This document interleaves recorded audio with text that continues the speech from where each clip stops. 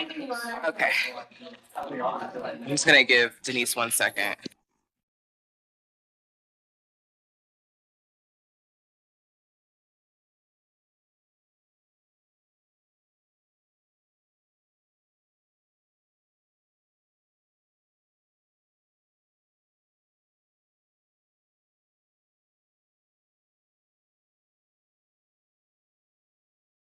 All right, we're going to go ahead and get started. If folks can please minimize their conversations as we begin our meeting today. Welcome everyone in person and online. Today is Friday, July 24th. You are here at the Cleveland Planning Commission. We will now hear our meeting procedures and rules, and I'll turn that over to Evelyn.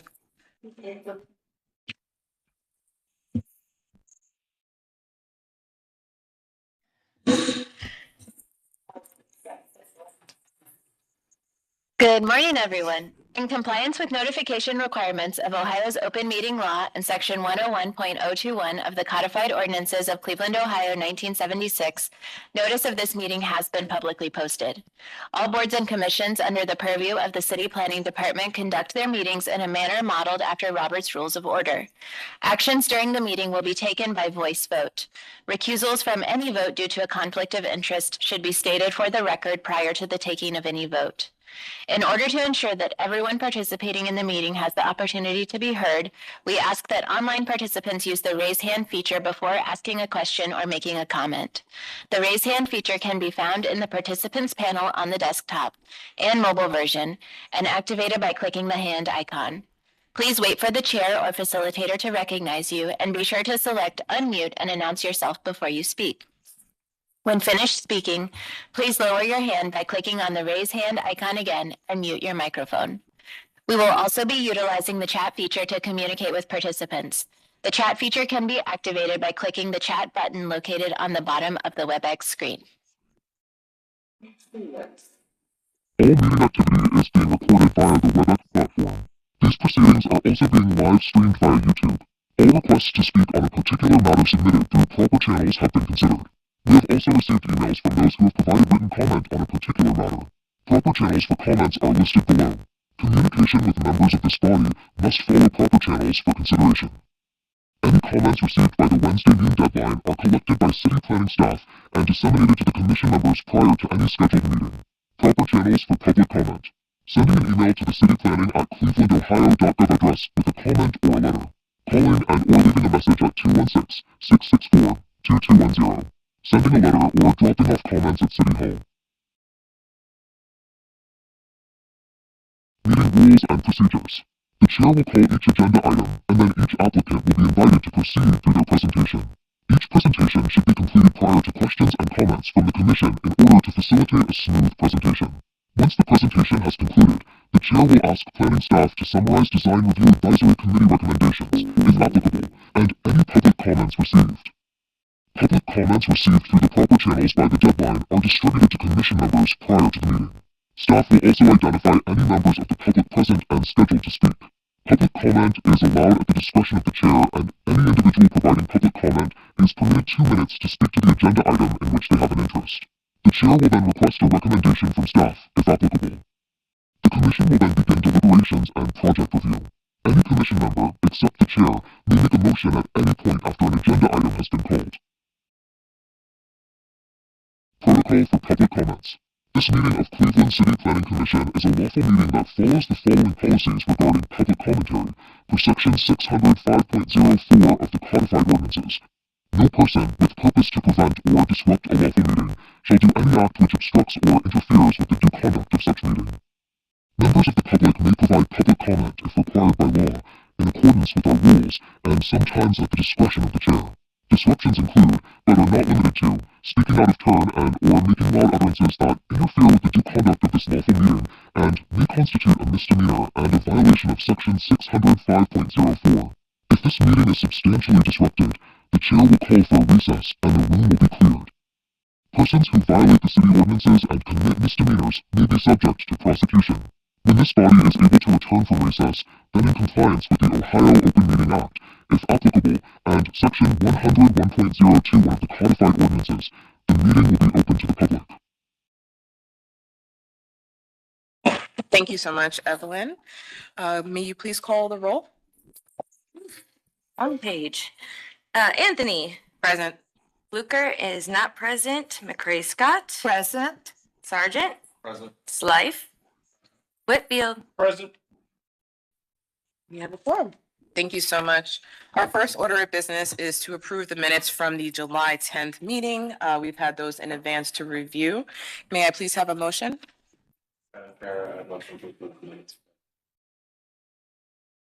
Madam Chair, I'll second the motion. We have a motion and a second. Roll call, please. Anthony. Yes. McCray Scott. Abstain. Sargent. Yes. Slife. Yes. And Whitfield. Yes. Motion carries. Thank you so much. Our first order of business today is actually to nominate a new committee member for the Central East Design Review. For those here and present online, you can see we have Christine's bio on the screen. Christine, are you present here or online? Oh, please. While Christine makes her way up, I'll just read. Christine is a registered landscape architect with a solid experience in site design, ranging from commercial, come on up, yeah, commercial mixed use and public works to recreational and private residential projects. Creatively and skillfully guides the process from feasibility study and concept design through project coordination and construction administration. She combines finesse, design savvy with strong attention to detail, successfully plan and implement projects that build community and meet our goals. And then she is the current owner, principal landscape architect at Boulevard Studios in Macedonia, Ohio. Welcome. If you can just hit the button there. I know I just read your bio, but if there's anything else that you would like to share with us, we would love to hear from you. No, I'm just very pleased to have the opportunity to do this. I was very excited when I received the call from Chairman Trotta to invite me to be on this review committee, and definitely been on the other side of the table enough times that I think having the opportunity to help shape design development, my beloved city, is just a really great opportunity. So thank you very much for having me. You're so welcome. Commission members, do you have any questions for Christine? Madam Chair, I'd like to make a motion to appoint Christine Meske. Madam Chair, I'll second the motion. We have a motion and a second. Roll call, please. Anthony. Yes. McCray Scott. Yes. Sargent. Yeah. Slife. Yes. And Whitfield. Yes. Motion carries. Welcome and congratulations to you. Well, thank you very much. So Look forward to welcome. working with you. Thank you. All right, staying within Central East Design Review, I'll invite the Midline team to come up. We have the Midline high-level master plan presentation. I know there's a number of folks, so once they sit down, we'll just do a quick down the row names, and then I'll swear you all in. Just please make sure your mics are on green. This is a presentation for information only, but just for the record, if you can just state your name and affiliation with the project, please. Good morning, all. Tom McNair, Chief of Integrated Development, City of Cleveland. Thank you. Richard Barga, Director of Site Development for Site Readiness Fund. Keisha Gonzalez, Executive Director, CEO at Land Studio. Yeah. Sarah Jex, Project Manager of the Midline with the Site Readiness for Good Jobs Fund. Thank you all so much. Evelyn, or do you have the clicker or Evelyn? Oh, yes, yeah. Oh, you do have it. Yeah, we Okay, do. wonderful. Turn it over to you, Sarah. So I just wanted to make a couple of brief comments to kick us off here. So, some of you know, I started here about 3 years ago with the City of Cleveland. When I did so, we had one shovel-ready site in the entirety of the City of Cleveland that was 10 plus acres for industrial redevelopment, right? That is a staggering fact. And so, the industrial market right now is probably the hottest it has been in a generation, right? And we didn't even have a ticket to the dance.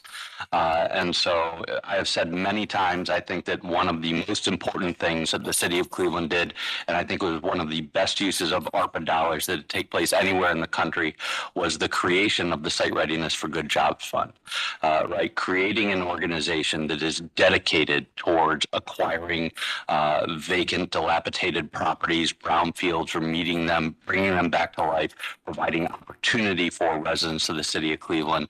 And so I think as we got here and we look at the situation now, the Site Readiness for Good Jobs Fund has over 400 acres of land under control in the city of Cleveland, right? So we are making huge strides in providing opportunity for high quality jobs to come back to Clevelanders. 350 acres of that sits in one location along the Midline, which you're going to hear more about today. It was not long ago that we were sitting here talking about a larger initiative that surrounds this in the Housing Innovation District, right? The 350 acre Midline nests inside of that 1,500 acre Housing Innovation District, but is the heart that will pump blood and will make that entire initiative work, right? We say all the time, we don't actually have an affordable housing problem in Cleveland. We have an income problem. Right? This is a solution that is put in place to address the core issues and challenges of the city of Cleveland, and doing it through place-based economic development, right? Which I think is incredibly exciting and important. So as we get into the presentation that you're seeing today, please know that this is one of the mayor's highest priorities. As we move things forward, there is a real sense of urgency of how we get this done. And I think it is important to note too, and I know that many of you have been on a tour of the Midline. Again, I can't overestimate how excited I think that we are all about this. Just as excited we are about properties like 7000 Central that we can bring back to life. If you've taken that tour, you've seen the people that live around these properties, several of which are in horrid conditions, right?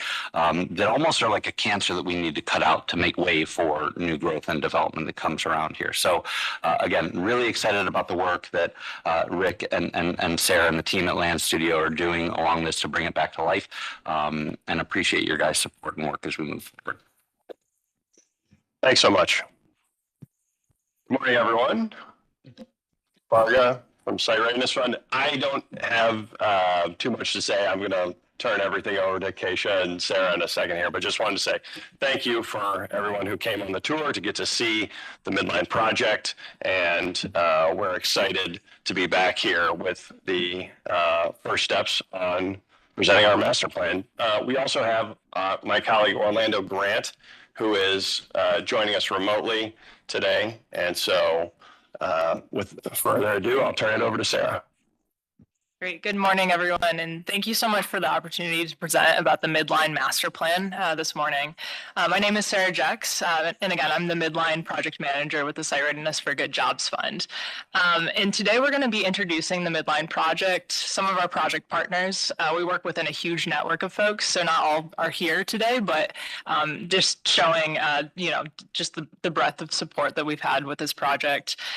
We want to recap our work to date and share a high-level overview of the master plan, as well as preview some design guidelines that we've been working on with city planning staff. So to kick us off here, I want to share a little bit more about the Site Readiness Fund. So SRF bridges the industrial legacy of Cleveland with our economic future. We were created by the city of Cleveland, Mayor Bibb and Cleveland City Council, to address one of the city's most pressing challenges: preparing vacant, underutilized, disinvested industrial land for investments in job creation for Clevelanders, neighborhood vitality, environmental sustainability, and building paths towards economic mobility and wealth building for our neighborhoods. And so we're one of the project partners leading the work on the Midline, and I'd also like to invite Keisha to introduce Land Studio. Hello, good morning, everyone. So I'm sure Land Studio is not a new name to this table, but just as a recap, Land Studio is a catalyst and a convener that has been for over 30 years in Cleveland, bringing together opportunities to connect high-quality, world-class experiences to Clevelanders. When you think about projects such as Irish Town Bend, you think about projects such as Public Square, those have all had touches and leadership capacities from Land Studio. And in the context of the Midline Greenway, we are one of the key partners of Site Readiness Fund in addressing the trail system, the parks and public spaces along, as well as elements of marketing and engagement throughout the scale of the project. All right, so Tom mentioned a little bit about why the Site Readiness Fund is created, but I wanted to mention too, there are big opportunities globally with the disruption of industry and the reshoring of manufacturing jobs in the United States. And within the city of Cleveland, there's nearly 3,500 acres of disinvested industrial properties, just a little under the size of Shaker Heights for its size and scale of comparison. So Cleveland has the land and we have the workforce to take advantage of these trends. But for far too long, companies have bypassed Cleveland as a place to do business and that means that we've missed out on the opportunities to create good jobs here at home. And that's because we didn't have shovel-ready sites. So that's where the Site Readiness Fund really steps in, is that we acquire, we remediate, and we prepare these industrial sites for accessible job creation for Clevelanders. So as I mentioned, we can't do this work alone. We work with people across the public, private, philanthropic, civic, and community-based sectors at all levels of impact, from individual neighbors to federal agencies. And this strong network of partnerships really equips us with the tools, the protections, and the connections required to do this work. So Site Readiness Fund was originally created as a pre-development entity. So as I mentioned, acquiring, cleaning up sites, getting them ready for developers and businesses to come to Cleveland. But as we all know, there's so much more to true site readiness than acquiring land and cleaning it up. In addition to that, site readiness to us means intentional, consistent, and meaningful community engagement, excellent planning and design work, and a clear path to entitlement for developing these properties. The power of the Site Readiness Fund lies in our site control. We can, when we own our land, we can choose what can and what cannot happen on these sites. And as a mission-driven, independent nonprofit, we can directly incorporate community input and public sector objectives into our projects, while simultaneously being able to move at the speed of business alongside our private sector partners. So just to contextualize where the midline is, our process, of course, begins with site identification and acquisition. So this map highlights all of the vacant and or underutilized industrial properties within the city of Cleveland. And during the 20th century, manufacturing jobs were built along rail corridors because that's how we could move materials throughout the city, which accounts for the spatial pattern of where all the white highlighted sites are. One such rail corridor is the Norfolk Southern elevated rail corridor that runs across Cleveland's Near East Side neighborhoods. This remains one of the busiest rail lines in the country, connecting from Baltimore all the way to Chicago through Cleveland. And the Site Readiness Fund works throughout the entire city, but we knew that we could scale the impact of our environmental cleanup work if we concentrate in corridors where there's a large concentration of vacant and or underutilized industrial sites. So to zoom in a little bit here, this is the midline. It runs along the Norfolk Southern Rail line, which goes directly through the center of this green outline. And it's approximately 350 acres with Euclid Avenue in the north and Opportunity Corridor in the south. This district is also strategically located between downtown and University Circle, which are two of the largest employment districts in the city of Cleveland. And we're proud to say that the Site Readiness Fund owns about 200 acres of land within this district, which are included in our master planning efforts. So the midline aims to repair economic and environmental harms, which have been decades in the making, by reclaiming polluted land to create a connected employment district with vibrant public spaces for Clevelanders. There's two components to this work, the Midline Greenway and the Midline Business District, and we'll talk about each in turn, but I wanted to say, and it's important to note, that both of these elements reinforce each other, and the success of both is critical to the success of this entire project. So we'll talk a little bit about the business district first before turning it over to Keisha about the Greenway. But the Midline Business District is Cleveland's largest ever industrial redevelopment project.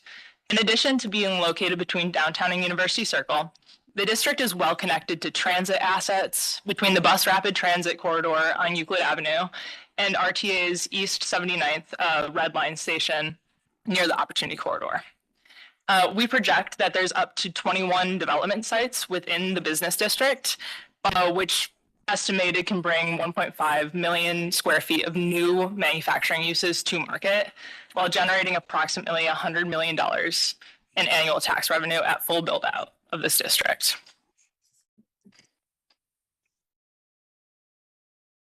The Midline builds upon a strong presence of other companies that already exist there, that accounting for nearly like 100 acres of the 350-acre district, occupied by manufacturers, mostly within the food and beverage industries.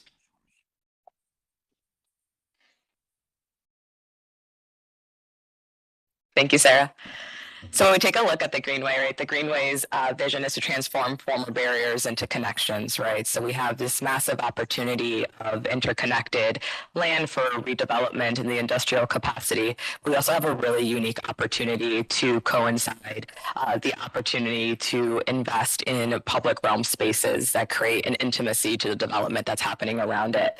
So when we take a look at the Greenway, it's a multi-use trail that connects us between Euclid Avenue and Opportunity Corridor, and it's linking neighborhoods throughout the heart of Cleveland to 4 new parks, nearby jobs, multimodal transportation options that include the RTA rail station, and it's also going to create public spaces that are bringing residents, workers, and visitors together across the corridor. So when we take a look at that snapshot, we're looking at roughly about 2.5 miles of multi-use trails, 9.5 acres of public spaces, and 115,000 residents within a 15-minute walk, bike, or transit access point. What I also want to add on top of this in the context of the Greenway is that there's a truth in that investments in public realm amenities are enhancers to incentives to attract businesses, right? When we're focusing on an investment in quality of life, you're not just attracting folks and creating opportunities for folks to join these jobs, but you're creating an incentive to want to stay. You're establishing moments in time for belongingness and creating physical connectivity to their experience in the built environment. So the Greenway adds that value for not just companies to come into Cleveland, but also for its employees to want to stay and have longevity with those companies as well. And when we take a look at the map here, you can see the snapshot around the 2.5. It's okay. It happens every time. Let me go back a couple of points. There we go. And as we take a look at the snapshot here on the map, you can see, right, the 2.5 or so acres is capturing 4 parks all the way up north with Penn Square Park, making its way down to Mountain Park, hitting Railspur Park, and then Coyote Bend Park. This is massive, right? We're addressing a variety of different interventions and making sure that we are, to Sarah's point, equally prioritizing the investment and development of the Greenway adjacent to the attraction of business development and good jobs for our residents. All right, so we wanted to share a little bit of a timeline about what work has been completed to date.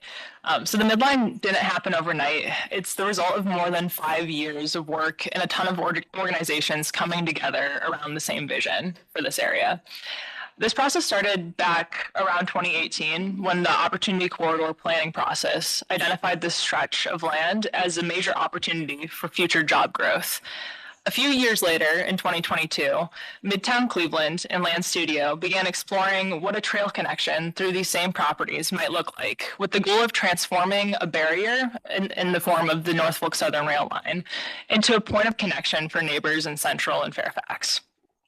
But then early feasibility work showed just how challenging creating a trail like this would be, just because of the fragmented ownership pattern and the number of parcels that a trail like that would need to run through. Fortunately, around the same time, the Site Readiness Fund was created in 2023, and we started strategically acquiring parcels along the same corridor, creating a unique opportunity to align economic development investments with investments in public space and connectivity. So in 2025, we formally united these efforts into the Midline project. And today we're in the midst of the master planning phase, working with residents, stakeholders, businesses, and partner organizations to shape the Midline. So now let's turn into the master plan purpose and the process. So the primary purpose of the Midline Master Plan is to articulate a vision for the business district, the Greenway, and how the two interact with each other and the surrounding neighborhood. There are many elements to this work, and today we're going to share a little bit about the trail route, open spaces, our land use plan, while previewing the site test fits and design guidelines. We're excited to dive deeper into each of these topics when we return with our master planning partners, Merit Chase and Utile, during the next commission meeting on August 7th. So here's our current timeline. Community engagement has been happening throughout our process. Though the master plan formally began in January of this year, and we aim to deliver a final packaged master plan at the end of August. Building on this work, we also plan to deliver schematic designs for the trail and for the open spaces by the end of September. We've also been working on design guidelines to inform how the district looks and how it feels. And so now I'm going to turn it over to my colleague, Orlando Grant, who's joining us virtually to talk a little bit about the community engagement work that we've been doing so far. So good afternoon, everyone. I'm assuming everyone can hear me correctly. Yes, thank you. Thank you. So first of all, thank you for allowing me to be a part of this amazing opportunity to join this group of individuals to really talk about community engagement. And one of the things we really wanted to focus on is not just us as the professional talking heads coming into a community and telling what's best for them or what's going to work for them or what their neighborhood should look like, but really engaging them. Really engaging them what they like, what they don't like, understanding the historical context of the neighborhood, what it used to look like, or what they would like to see it look like in the future. So over the last, say, year, almost 2 years now, in terms of the entire process, we've had over 35 various engagements, whether it be bus tours, community meetings, community engagement, working with high school students, working with summer course students who are doing different variety of activities during the summer to see what they would like to see in their neighborhoods. This included not only with our residents, but our nonprofit, our CDCs, to understand the context of how we can make this work for the overall community feel, for the overall community outlook, and for the overall community engagement in terms of making sure they had a foot at the table. Some of these things included specifically, we work with the East Tech the ACE program at East Tech, as well as through Magnet's summer academy program where we actually took bike rides recently. I think there's one picture on there when we took a bike ride around the community. Working with the East Tech ACE program where they are actually students who are doing or who desire to be in the architectural field. We looked at that and decided, hey, what would you like to see in terms of parks or recreational spaces? What would you like in terms of buildings and what that should look like? Those things were enlightening because these are individuals who actually live and work in this community. And we wanted to make sure that that was engaged as a part of the process. These also included, not to limit it, we took over 35 bus tours. We've had over 400 people that we've engaged since the beginning of this season. And it's turned out to be tremendous because one thing we highlight is that we want you to see what it looks like, not for what it is currently, but for what it can be. One of the first initial tours that we took was when our Brad Whitehead went on a ride with the Councilman Starr, and 7,000 Central came up as a point of discussion. And he said, we're tired of tearing down buildings in our community. Let's keep this one. And now the 7,000 Central site is one of the anchor tenants with hopefully with the MMY modular housing project that's going to be taking place. So all of these things are what we're going to continue to do and what we have done over the last few years. But it won't stop with the master plan. It won't stop when our first building go up or when our first tenant. We're going to continue to have our residents involved and engaged. You know, one thing that we always want to focus on is we want to make this community, the Midline, the Central, the city of Cleveland, a place where you can live, a place where you can work, and a place where you can play. But then once we make it all of that, we want to make it the place that you want to stay. And that's stay in Cleveland, live in Cleveland, be a part of the economic engine that Cleveland is and what it will be representing in the future. So we are excited that we have formed our steering committee. We are excited that it is made of residents, specifically 5 residents. We have faith-based leaders involved in it, representatives from the city of Cleveland, local CDC representation, as well as other key partners. This committee will serve as our key catalyst for making sure that everyone's voice is heard, whether it be from a resident living in on the street that will be impacted by a building that will be getting either demolished or refurbished. It will be of the nonprofit or the CDCs and seeing how their work and what they're doing is going to, the Midline is going to impact positively what they're doing, and then making sure that everyone has an understanding so that no one is caught by surprise and everyone understands the importance of their role in the overall longevity of what the Midline represents. And I will turn it back over to Sarah at this time. Thanks so much, Orlando.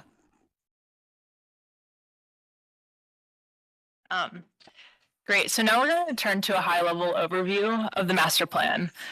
This land use plan on the screen is intended as a guiding document rather than set in stone.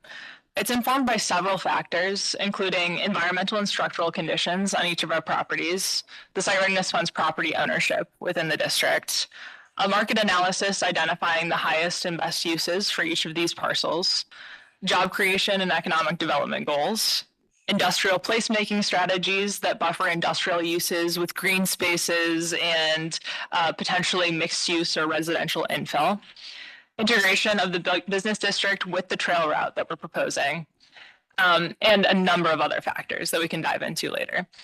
The images on the right here highlight precedent examples of what these uses might look like, with each color surrounding each image corresponding with the land use. So in purple, we have industrial use. In blue, we have research and development use. Green is open space, and then orange is mixed use or residential infill. So this map shows our proposed trail route and the green spaces. The trail route largely follows Site Readiness Fund site control with the objective of creating safe routes off-road for pedestrians and cyclists as much as possible. We're working very closely with city planning staff and with city MOCAP staff, as well as other partners to solidify this route. And we've drawn inspiration from other projects across the country, across the region, and across the world, as shown to the right. So a key part of this process was creating site test fits to guide conversations with prospective businesses and development partners. These test fits, shown here on the right, and discussed in more detail during the next meeting with you all, are illustrative and they're not prescriptive. They're just something to give us a sense of what could happen on these sites. Their purpose was to stress test how each site could realistically work if we were to build it out for industrial uses. And we explored a bunch of critical questions related to this, such as what size and type of manufacturing buildings could each site support? How many jobs could those buildings create based on the businesses that we're targeting and talking to currently? How should truck access, truck turning radii, parking, all of those things for the site plan also work in the context of this district? How do we create safe routes for pedestrians and for cyclists and for road users? How do we meet stormwater management requirements on each of our properties, as we're largely converting a lot of gray area into green area or doing new development on existing gray area? And how do industrial uses fit alongside the trail, the open spaces, and existing residential uses that surround the entire Midline project? So as we were developing these test fits, we realized that if we don't come to the negotiation table with developers and businesses clearly articulating what we want, then we're probably not going to get it. And so we wanted to more clearly show the vision for these sites because we're showing, we really envision the Midline as a world-class business district that has good industrial placemaking and feels like a good district to walk through, not something that you might typically think of with large smokestacks and huge seas of parking. We're doing an industrial urban business park. So we decided to look at design guidelines. Again, we want to aim in terms of design. And design guidelines can help establish clear expectations for site planning and design quality to help promote this vision. While separate, our hope is to use these design guidelines to inform a new zoning overlay or potentially a new version of the form-based code for the Midline Business District. And we're really grateful to be working very closely with city planning staff to align these recommendations with the citywide form-based code efforts, which are still a work in progress together. So this is draft, and it's just something that I would like to visualize for you all today, but again, excited to explore this further later. So here's a quick preview of some of the images in the design guidelines document that we're working on. Design guidelines touch placement of buildings on the sites, making sure that the buildings are closer to the street edge and you're not just walking past big parking lots. It also includes different street level interventions along active streets where we're planning the trail, where we're planning more pedestrians to be walking past, as well as facade articulation on the buildings to improve the experience of walking, biking, or driving past these buildings.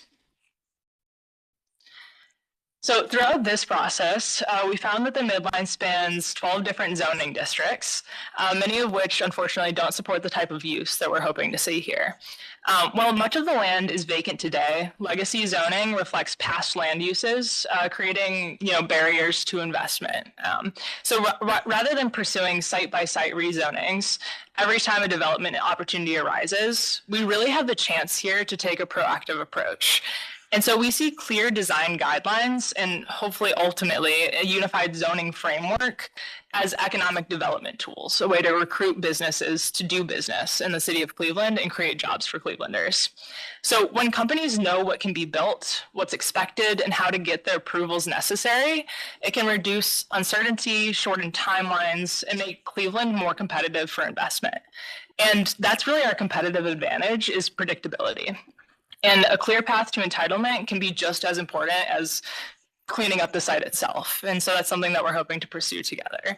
And that's really, back to the earlier part, that's what it means to be site ready, truly, is not just having available land, but having a place where companies can move from concept to construction with confidence. And so we're at the beginning of that process, but we look forward to working with you through this over time to solidify that path towards construction. So I'll conclude here again with looking at our timeline. We really look forward to returning to review these plans as well as the design guidelines in more detail during the next meeting on August 7th. But thank you all so much for your time, and we're happy to answer any questions you may have. Thank you. Thank you, Sarah. Commission members, comments, questions for the team here? Maybe I can get us started. I have a number of comments. The design of the public spaces, I think there's going to be a balance in terms of again, you want a vision, right? But preceding kind of neighborhood density. So the vision of this is to attract a number of people. And if we're designing public spaces without those people, will they ultimately serve, or are they just coming for that? So there's a balance there. And I think it's, of course, representing the old or the existing neighbors in that area. You highlighted 4 new park spaces. Director Nichols is going to be here to give a presentation on kind of the overview of Parks and Recreation within the city. I'd be interested in terms of coordination with her department on both the scales of those public spaces, the operation and strategy of investment and maintenance of those parks. Like, are those going to be city parks? They're trying to really understand, again, with Parks and Recreation, kind of consolidation, but then also expansion of existing parks. I'd love for the design team and you all to kind of really interrogate POPs, so private owned public space. So, and again, this is part of that strategy is like, again, are these city parks? Are there kind of parks that belong to a private entity but are generally public?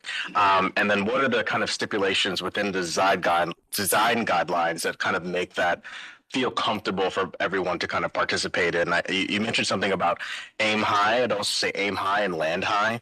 So, again, what's in the design guidelines? So when people come and they're saying like, hey, we're going to do this, how do we make sure that they're actually doing that, right? I think the zoning overlay, I think on the last 3 slides or 3 slides back is really interesting. And I'm wondering if you can work with Merritt Chase and the planning team on maybe a companion diagram to this where, this is quite technical, and I think maybe there's I want to say a lifestyle overlay. Maybe that's not the word for it, but really kind of understanding the boundaries of this and what does that mean? So like, is there a boundary that says work play and then this is play? And then like, what does that really mean for people's lives in terms of what you're articulating in terms of zoning, but how does that actually translate in terms of the vision of how people are going to live through the entire district?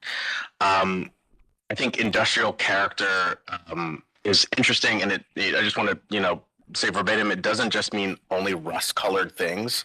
So interested in terms of the design character that speaks to a multitude of what industry means and how we can be inventive in terms of what industrial character means in terms of the built environment. In terms of, again, phasing and kind of articulating this along a corridor, there's a number of places within Cleveland that are seeing reinvestment and making sure that things don't feel like they have missing teeth. You know, along a corridor, I think the green belt or the greenway is a way to kind of have a contiguous fabric, but really making sure that we're strategic about, you know, gaps within that and how do we kind of make sure that those come along in a good fashion. I would say, and this is something to work with the city of Cleveland on and kind of the actualization of this or bringing this online is like, what are the standards in terms of, you know, following the Office of Equal Opportunity in terms of getting contractors or getting other professionals or business owners that are part of this, that again, you know, the idea of equity is not just, you know, in the final manifestation, but it's also along the way in getting it done. So that's a lot. But really like where the harbor plan is developing. May I pop in for a comment, Commissioner? Yeah. Thank you. I want to hit on 3 of the elements that you shared, and thank you for the rich reflection. In regards to thinking about like the overall maintenance model, we are actively researching national models, best practices, models of success rates around the maintenance of the greenway itself. This is really complex, right? I think the question of, is it a city park?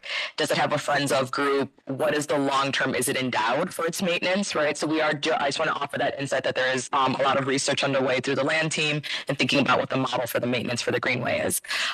Secondly, I wanted to just offer that we have brought up the notion of POPs, right? And how does that look like also substantially as an incentive, right? When you look at POPs models and legislation across the country, it tends to be an incentive for the private sector to allow for that public access, which then creates the permeability between the private realm and the public realm to create a little bit more ease, where there isn't like a firewall, where like this is where the factory starts, right? Or this is where the research facility starts and thou shalt not enter, right? So we are really thinking creatively around like how do we create ease in that permeability, but also how do we, to a sense, structure it as an incentive for businesses to consider, again, the extension of that public realm for them, and including the parks in that as well. Yeah, I think I would just add wonderful questions and thank you, Keisha. The beauty, I think, of the Midline project is that we own the land. So to your comment of aim high, land high, we are going to do that. That is our commitment based on all the community engagement sessions, all the intentional thought work that land is putting in merit and UTO are putting into these processes. So we are really committed to making sure that we land high. This is not just aim high, this is land high. Because we have site control on everything, we can force those conversations into those developments. I also have a question. Will you be working with owners of private or vacant lots in the area so that they may have a say or participate in the plan as well? It's a great question. Thank you so much. There are a few owners that are still there. We have tried reaching out and we are continuing to do outreach to those owners who are there. Orlando works with a number of folks who are engaged from the community level who are there. And amazingly, we have a lot of folks from the Fairfax and the Central community who are part of our steering committees. We didn't touch on resident ownership in our projects, but we have a whole body of work that is just beginning around how residents can participate from an equity perspective in terms of owning parts of our development projects. So we'll be talking about that more in the next 3 to 6 months. Thank you. Sure.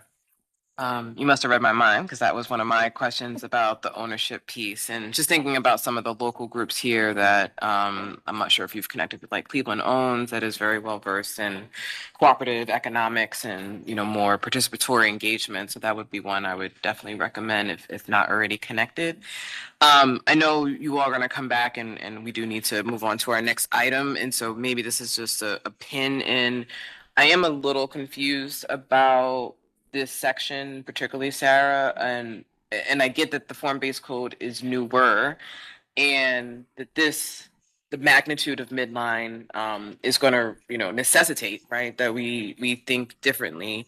I think I'm just trying to reconcile, the labor of Shannon and others on the team and what they've put in, and how will that, I guess, shift as it relates to trying to figure out what is the right formula that's not going to hinder development, but also maintain some level of consistency and equity in what the form-based code is seeking to do as it relates to the evolution of zoning. So I guess I just need a little bit more time with that, but maybe. Sure, if I can speak to that very briefly, and then we'll dig into it much more together on August 7th. The map on this screen right now is current zoning, so it does reflect one of the form-based code pilot areas to the south, and then, of course, our Euclidean zoning along the diagonal up to the north. Our current form-based code does not include any industrial districts. And so we see this partnership with the Sites Readiness Fund and the work that they're doing through their consulting team as very helpful in advancing citywide our approach to industrial form districts that could then be appended to the current districts we have in form-based code to expand uses and forms for additional land use. And so we've been working very closely in how those two things come together and how their efforts can be additive citywide in addition to being applied directly to the parcels that are part of their initiative. Gotcha. That is helpful. Thank you, Director. Commission members, anyone else? Comments, questions? Again, this is information only, so we don't have to take a vote. Just to say thank you. We asked for a master plan. We needed to see a larger picture of where you're going, where you've been actually. And I think this is a good start. I appreciate that. I think we all do. A lot of work to be done yet, but it gives us, it gives a good snapshot of where we are. And I thank you for the tour. That was very interesting for those of you that were along. Really surprised at what I saw. And I've seen that over the years, I'll put it that way. And just really, it was a shell shock. But the work you're doing, I think, is good. I think it's necessary, and look forward to continuing this conversation and seeing this plan evolve. Thank you. Thank you. Awesome. Well, we know we'll see you all in a couple weeks. Thank you so much for the presentation. Thank you, Orlando, for joining us as well. And we'll see you all in August. Staying within Central Design Districts. Our next item is EC 2026-020. This is 6515, or located, at 6515 Carnegie Avenue Demolition. We have Rick still present and Jake. Brandon Klein with Geis. Okay, I'm like, I didn't think you were, I'm like, you were fine, I didn't think you were Jake. Many hats. Excuse me, Madam Chair. Yes. This is Xavier Bay from zoning section. I just wanted to make a quick announcement about a few postponements from the zoning items, just in case members of the public were present. Okay. Sorry, I don't have the agenda in front of me, but Evelyn, do you mind if you have it in front of you, listing off those specific items? She's grabbing it. Yes, we did have to postpone 2 conditional uses to the August 7th meeting. The wireless telecommunication facility located at 3182 East 82nd Street is going to be moved to August 7th, as well as the Marber billboard at 10131 Elk Avenue. Both of those will be at the next meeting per request of the applicant. So we won't see them today, but we'll see them soon. Thank you. Thank you, Xavier, for flagging that, and Evelyn for reading those out. I'm just going to swear our folks in and then we'll proceed. Do you all solemnly swear to tell the truth, the whole truth, nothing but the truth for this matter in hearing under penalty of perjury? I do. And is there anyone else online joining you all? Okay. Okay. Thanks so much. As you just heard, the Midline project and the master plan as it evolves will be coming back in a few weeks for a more in-depth discussion. In the midst of that discussion, we are moving forward on the redevelopment of a number of different sites. There was a large announcement a few weeks ago about the 7,000 Central project and the rehabilitation of that historic structure. Today, we are here to talk to you with our partner Geis companies to talk about the demolition of one of the buildings that has been deemed too far gone to redevelop. So a series of buildings at former American Sugar site located at 6515 Carnegie Avenue. It is the northernmost terminus of the Midline project. And I'll turn it over to Brandon for any other comments. And so we did full presentation a couple meetings back to this panel, and there's really no new information. But I know that the reality is you guys wanted to see the global master plan before acting on I'll call it the first site that we're bringing towards, and to stress the urgency of getting able to start this process as the master plan stated, and Tom McNair noted that there currently aren't enough shovel-ready sites that can be moved quickly in a very hot industrial market, which creates jobs and opportunity and new development. And this site, which was acquired by the Site Readiness Fund directly on Euclid, allows for one of the larger opportunities within that. And to create a shovel-ready site, there's a considerable amount of utility work and infrastructure work that needs to happen to clear the way to allow for those for this site to become what it is. And I guess happy to answer questions from the board now that they've seen. In the commission, now that they've seen the master plan for the demolition of the buildings within the red, that again were deemed non-historically significant and are obsolete for reuse of the scale and type of industrial work that would be advantageous for the Midline development. And then, as I said, the urgency is simply from the fact of all the infrastructure that needs to be rerouted, replaced, and reworked to accommodate this new shovel-ready site. Thank you so much. Commission members, comments, questions? I wasn't here for that presentation, but maybe I'd ask the fellow commission members. The postponement was merely because of the we didn't see the master plan. There was nothing in terms of like credible nature, in terms of architectural relevance of the building. None of that was part of the decision. It was more just for us to ascertain the zoomed out view. Okay. And we had, at that point, we had not had this presentation that we just had. Yeah. And so just contextualizing, what the significance of this demolition would mean in the context of the full vision of the plan. And we, Mr. Sargent, we did submit I think it was about a 12-page historic preservation consultant's report on those existing buildings and stating that the buildings were deemed not historically significant that would justify or even make them eligible for any type of historic reuse. Madam Chair, to the applicant, to the design review's comments about the terracotta material, is that feasible by any chance, or?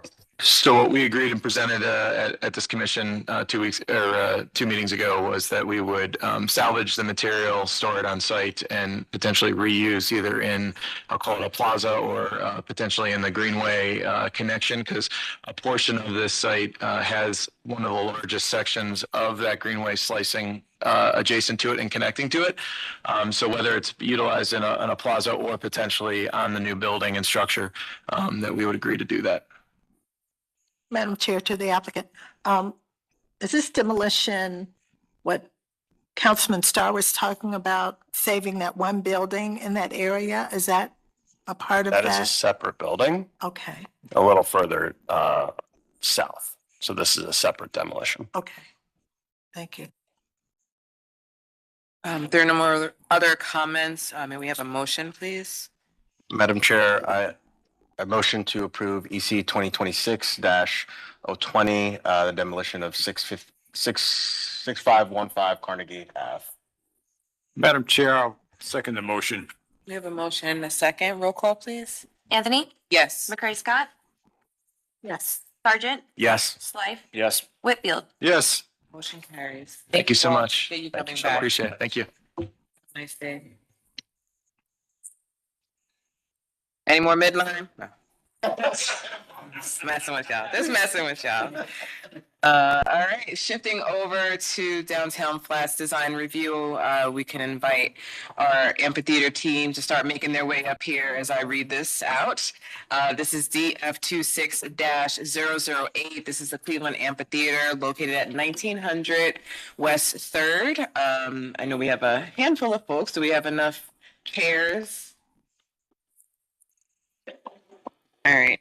If folks can just please make sure that your mics are on green. Do you all have any additional teammates online today? Someone's going to do one big swearing in.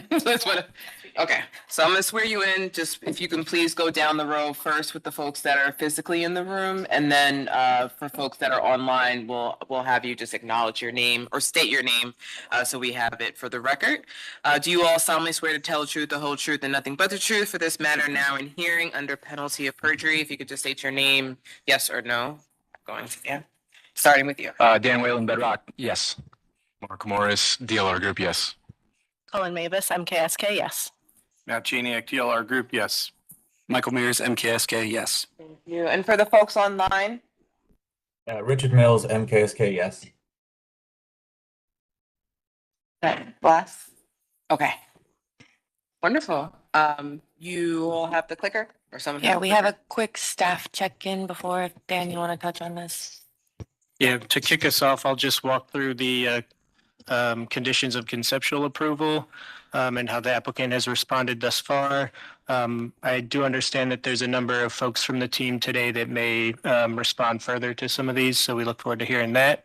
So the first condition of conceptual approval was to provide a transportation management plan that looked at parking locations, walking times, sidewalk conditions, things of that nature. So they have now submitted a draft transportation plan.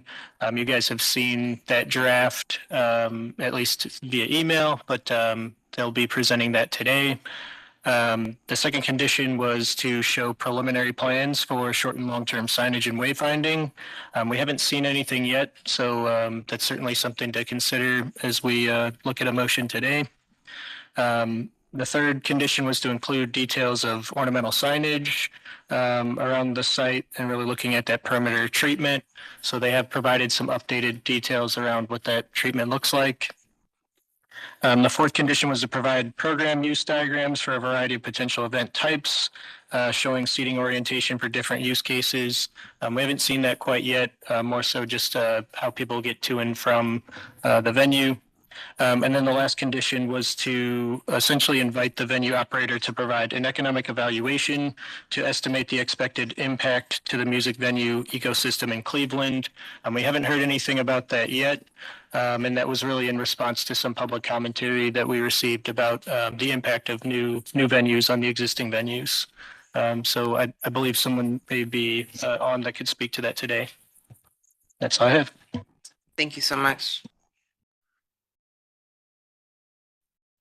All right, good morning. Dan Whalen again with Bedrock. Haven't been here in a while. Usually Nora is our representative, so good to see y'all. We're going to walk through this today. I'm going to pass the torch here in a minute to our design and engineering teams, but we've referenced some of the things that Dan had just gone through, and we can respond to some of those as questions arise later from what is or is not presented in the package here. But I will hand it over, and Mark, take it from here. Great, thanks, Dan. Thank you for having us today. So we want to orient everybody to where the site is for the amphitheater. This is a diagram showing the relationship to the Gateway District and the riverfront next to the Cleveland Cavaliers and Cleveland Clinic Global Peak Performance Center. Our site is adjacent to that along West 3rd. Here's this slide. Okay. So as we zoom in a little, there's a context plan indicating the site that is adjacent to the Peak Performance Center at the corner of Stones and West 3rd, and with the additional Eagle Avenue Bridge connecting on the north east corner of our site.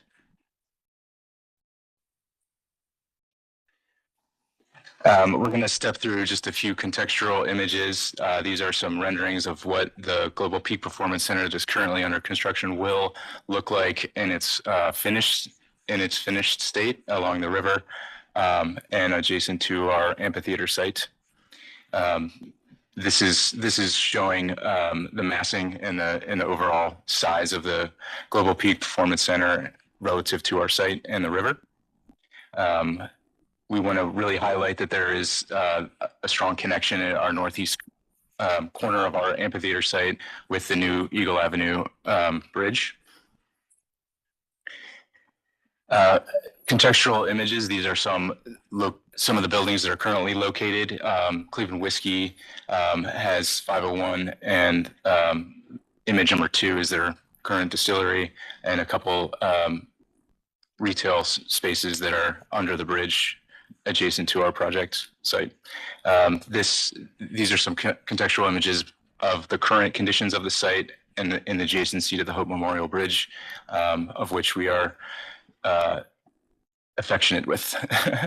The current conditions of the construction site of the Global Peak Performance Center. These are some aerials to show the current conditions, starting to see the materiality of the glass and the metal panel, and what that beginning of the district is going to start to feel like.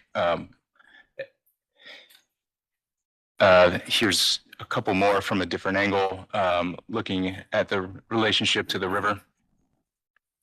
So the site plan, I want to orient everybody to what the major components are of this site. We have a platform building of where the shows will actually be performed on. We have a lower bowl seating that will be covered with a canopy, and then we have an upper bowl grandstand seating.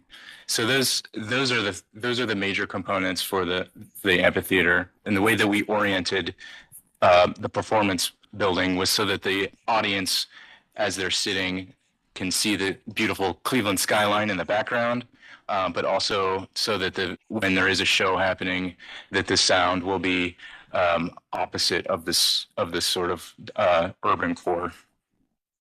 As we've been discussing the orientation, on the north east corner, there's the main entry plaza that will be adjacent to the West 3rd and Eagle Avenue. So that plaza will have a security entrance. There is security lines, security bollards, and the perimeter edge of the building of the amphitheater will be secure, again with for security purposes.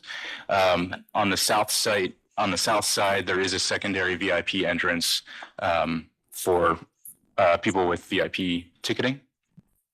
As the fans will come into the site, there's sort of amenities plazas around the seating that will support all the seating and all the experiential part of the amphitheater. On the north side, there is where the crew building is shown, is really the artists' approach into the site. So that's where loading happens for all the shows. All the artists will arrive through buses through that site, and there's an artist area on the north side of the platform building.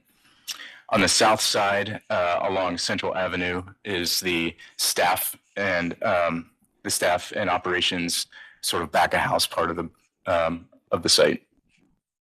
That's where waste management will be serviced. So as we kind of continue into a three-dimensional view, these are sort of massing views of what the project and all the sort of ancillary buildings, the support buildings will look like. As you can see, the platform building and the canopy are the sort of main large components. The canopy, architecturally, what we're trying to do, as the canopy is an iconic part of the development, we want to make that kind of related back to the city and the experience of being within the flats. As you know, the flats have lots of bridges, and the history of the bridges are very iconic. And so our canopy design is taking that kind of idea of the steel bridges and spanning over the audience, and then using a fabric canopy, and that canopy during shows will light up and be a very active part of the building. This is the opposite view showing the South Plaza. You can see that there is an open grandstand of where there will be food and beverage and other support And on the southern edge is the staff area where the admin and waste back of house. This is a site section through the center line of the entire project, identifying that the height of the building will be under 55 feet. The canopy itself will be an independent structure that will float over the seating and a little bit over the stage or the performance platform, and then the upper bowl seating, which is a grandstand system that has some access for food and beverage below. So this is the perimeter condition, and Colin from MKSK will talk a little bit about the perimeter. Thank you. So we're looking here at the elevations along Stone's Levee. So the top elevation is the main entrance at the corner of West 3rd and Stone's Levee. You can see the gates there in the renderings. They're shown as open. This is what they'll look like when they are closed. It is continuous, as Mark mentioned, a continuous fencing system for... Could you speak up a little bit? Oh, sorry. I'll face this way too. It's a continuous security perimeter for the venue. We have selected a black stockade looking fence as a material. And then in order to soften that, we have incorporated plantings with perimeter wall all along this main entrance, and then at moments along the fence, along with the buildings where we can kind of break up the security perimeter. The lower section is the area where the loading and unloading and bus parking will occur. So you're seeing the driveway and gates that will be mechanical gates that open and close there and then connect to the Cleveland Whiskey building. Next slide. And now we're looking at West 3rd. So this is the elevation along West 3rd. We had comments about getting more understanding of what this perimeter looked like. So these renderings are meant to provide that extra detail in addition to some of the signage and branding that is intended. This is illustrative. So these are an example of what Live Nation typically would put along an area like this, along the perimeter.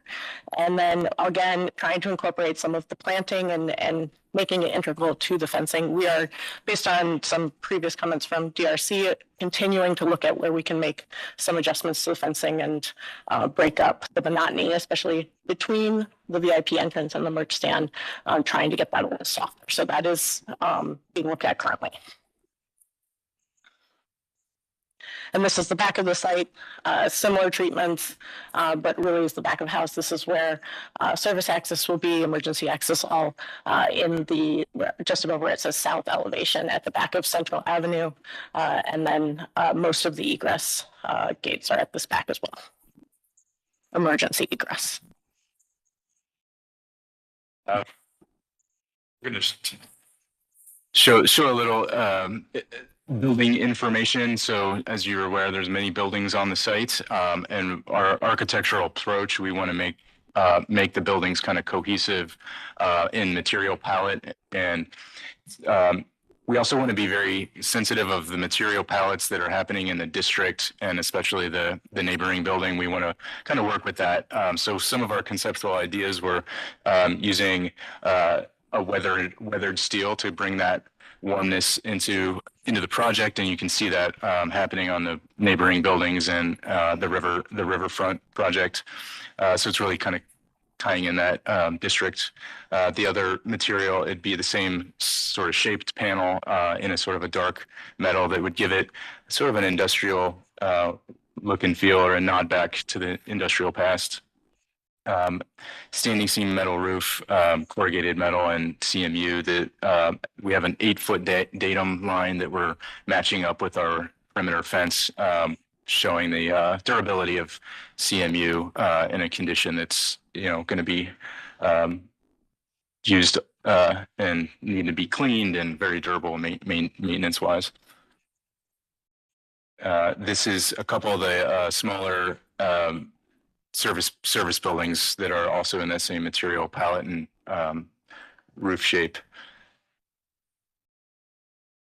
service and staff buildings here. So we want to talk a little bit about the floor plan here. This is indicating what we're considering permanent buildings and modular buildings. The darker blue identifies the platform, the seating bowl, and the restrooms as permanent buildings. And the modular buildings would be part of the back of house service and the food and beverage buildings. I wanted to maybe talk a little bit about seating. This seating identifies a lower bowl that has flexibility for both for both loose seats and open seating. So that area is about 1,000 patrons for when there is no seating in there. That would be a general audience. And we've sized our entry plaza to accommodate that general audience. If that general audience ticketing, people tend to queue before that to get into the bowl. And that when there's no seats in there, that's typically when there's queuing happening outside of the before the venue's open. There's a series of VIP seats, and then again under the grandstand there'll be some food and beverage options. As we go, this is just a view showing the roof plan and the upper bowl seating. There's 3,500 seats in the upper bowl. So to give a look and a feel with materiality and the relationship with the bridge, our architectural forms are really responding to the Hope Memorial Bridge and the steel.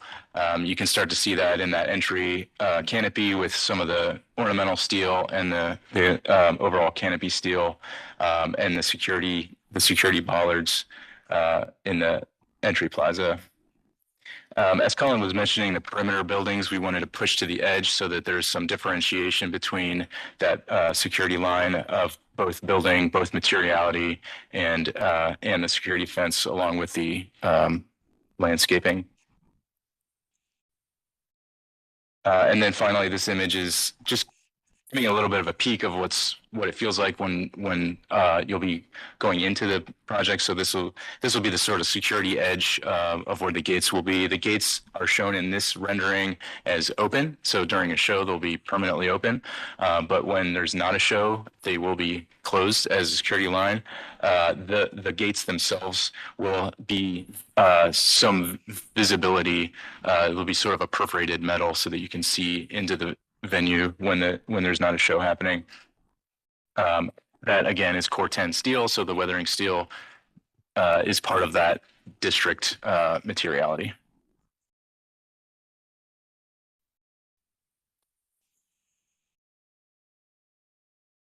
All right, so speaking a little bit to the materiality of the public realm and within the venue, we are continuing some of the finishes that are happening around the district already. So we've extended what's called micro etched. It's an architectural finish concrete into the plaza to connect and kind of make a four-corner condition at the intersection of Eagle Ave, Stones Levee, and West 3rd.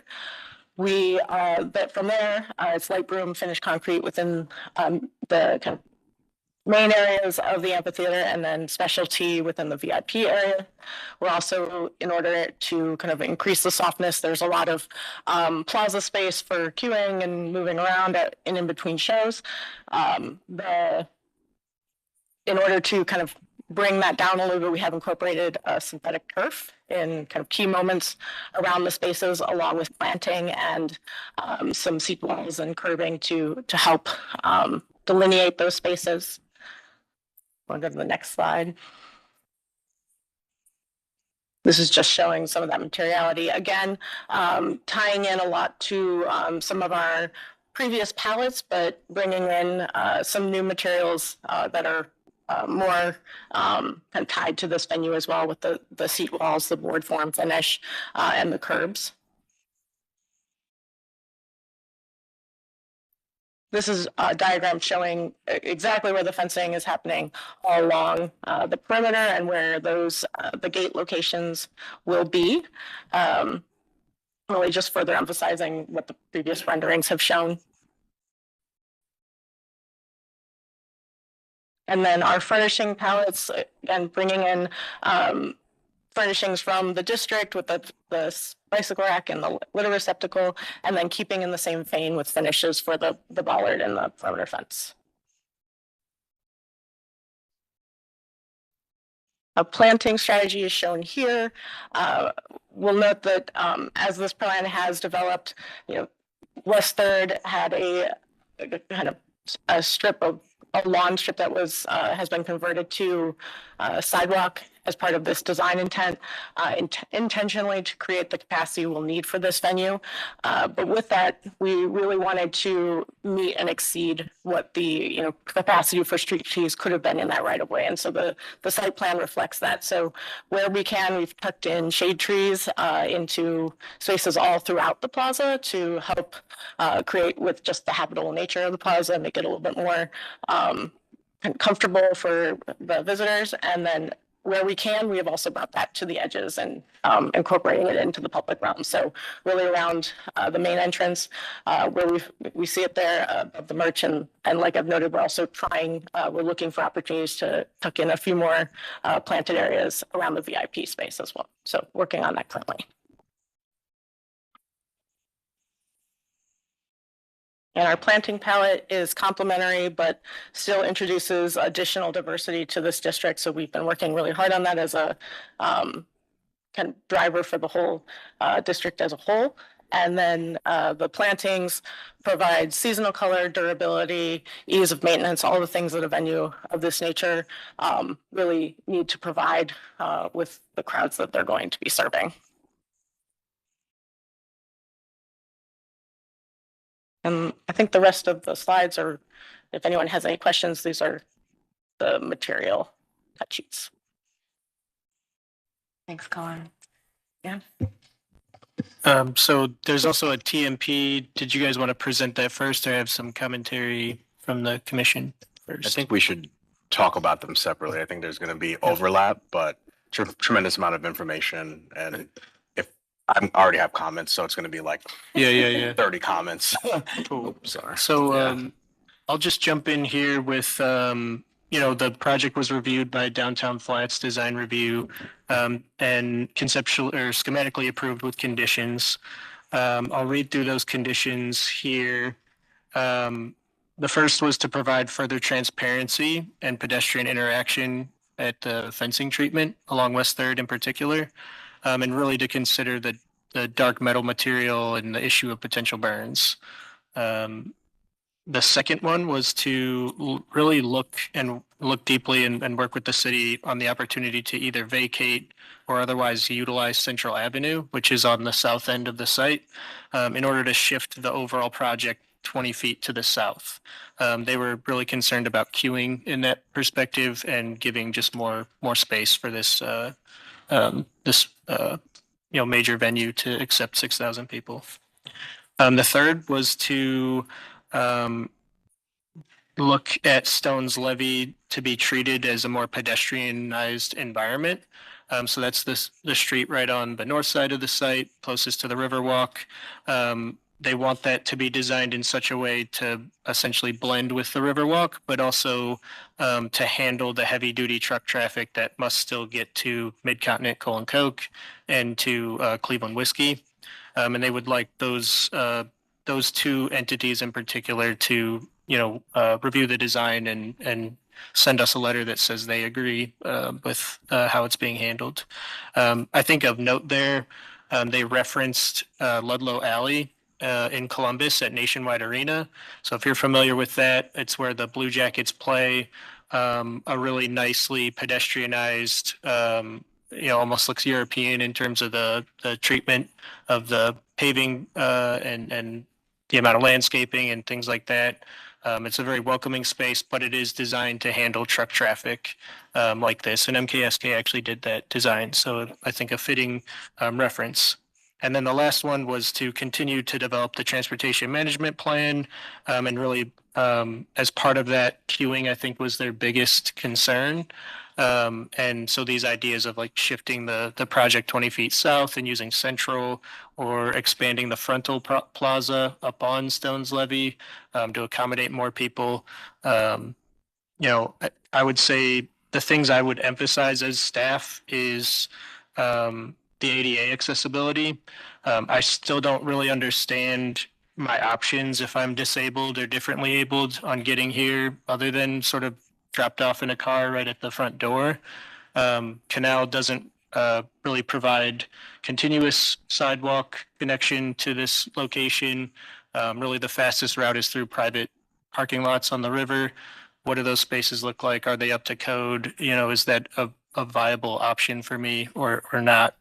And then I would also emphasize, the perimeter treatment. It's rather stark at this point. And so the ideas of transparency and making that, softening it, landscaping, things of that nature. Thank you. Thank you, Dan. If we can go back to the section, I kind of start there, that cuts through the not only the shelter, but then also the bleachers.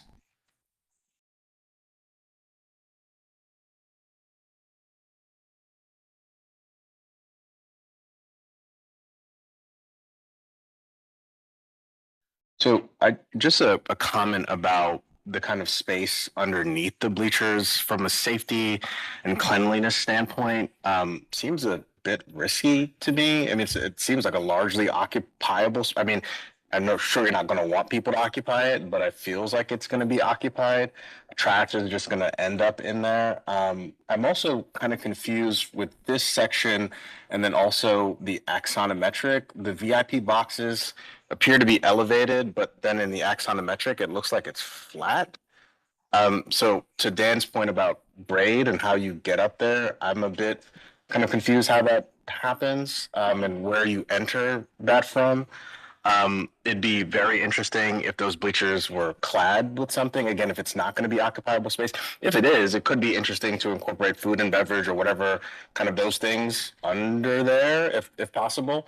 But if it's not going to be occupied, potentially cladding them again to reduce, unsavory behavior from being inside there, but then also potential art installation, whether that's upcoming artists or actually featuring Cleveland artists to do something with, different music types or so on and so forth. I would say I agree with design review and staff on the fence material. I think potentially, and this is with the kind of shifting the site south, that seems like a lot of coordination there. So I won't touch that, but I think particularly that backside, because it seems to be service. Wondering again if helping with the porosity and fence treatment, maybe leaving that kind of opaque, so like people know that they're not going to be there, but introducing those perforations, etching, or whatever, or even a slight variation in color will kind of indicate folks that this is occupiable space, along with the planting that you're kind of softening that with. I think, and I don't particularly remember the exact tree species from the previous presentation with the Couch Clinic, but I don't want to say I'm worried, but wanting to kind of introduce the idea of like, are we introducing a monoculture of species? I know we want to potentially continue that, things that planting palette, but if we're looking at something that is like, hey, we're keeping within the same fall color or the same kind of leaf shape, finding ways to introduce new species, so we're not really having one dominant species down there. Potentially some, and the material palette, again, with regards to the fence, maybe looked at, but then also, is there a way to vary material orientation? It looks like on the Stones Levee side of the platform building, there's some interesting things happening with the metal. I'm wondering if that can be kind of used in other ways to help identify different building types, bathroom versus food and beverage. Is there any ways we can modify the rigid, just kind of work with that same material type? I think this is something that I'm feeling as kind of commission member, representative of the city, but also seeing again on social media, the name Cleveland Amphitheatre, I think, is a bit confusing. I think one, from an ownership perspective and an investments perspective, I think the kind of wide kind of understanding of, I think the public is that it feels like people are like, oh, this is a Cleveland investment. And I know, I feel like there's just a confusion there with the name. You guys aren't using necessarily the script, but I think there is a bit of confusion on that in terms of kind of the ownership model, but then also the investment. So just some kind of thoughts there in coordination with the city on like how that is being represented.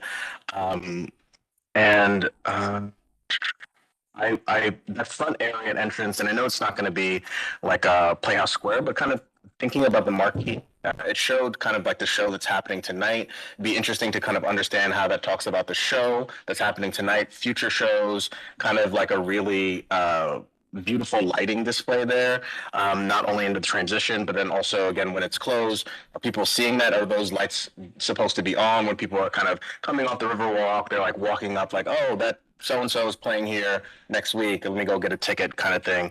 And just a comment about, the weathered steel, kind of this understanding of like edges with the broom finish concrete and other concrete with regards to kind of staining in our climate. Oh, one other comment with the kind of delineation of paving material. I'm wondering if there's a way to, have that the micro etch concrete come from the crosswalk and kind of weave through the site as opposed to aggregating it all at just that entrance outside of the building.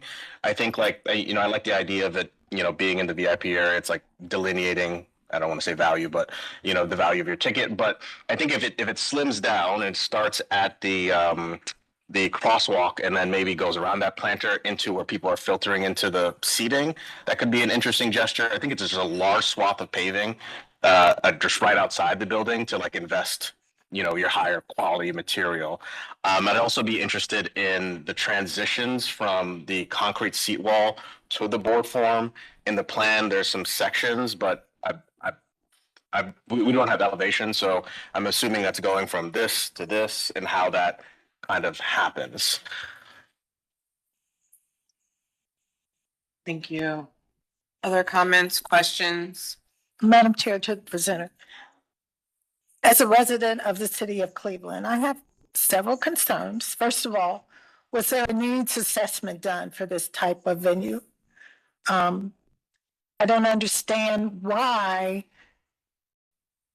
there wasn't a partnership maybe with the Nautica stage where they could have done some improvements or expansions. I just really feel that a collaboration maybe with CMSD, the school system, and developing a program for construction or construction management would be good. Better use of funds. How often are we going to use this venue? I mean, in Cleveland, you have maybe 2 or 3 months in the summer. What is the seating capacity and the affordability of the tickets? How is an average family going to be able to afford a ticket to a venue like this? I mean, the ticket prices are going up and up every day. I just am concerned about the needs. Is there a need for a venue like this?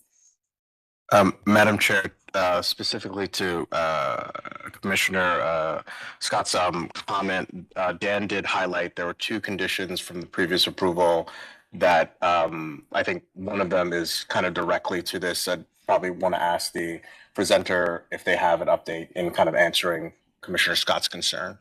I think the one with the music revenue, it's the analysis on the ecosystem of music venues. I think that's kind of in line with your concerns. Yes.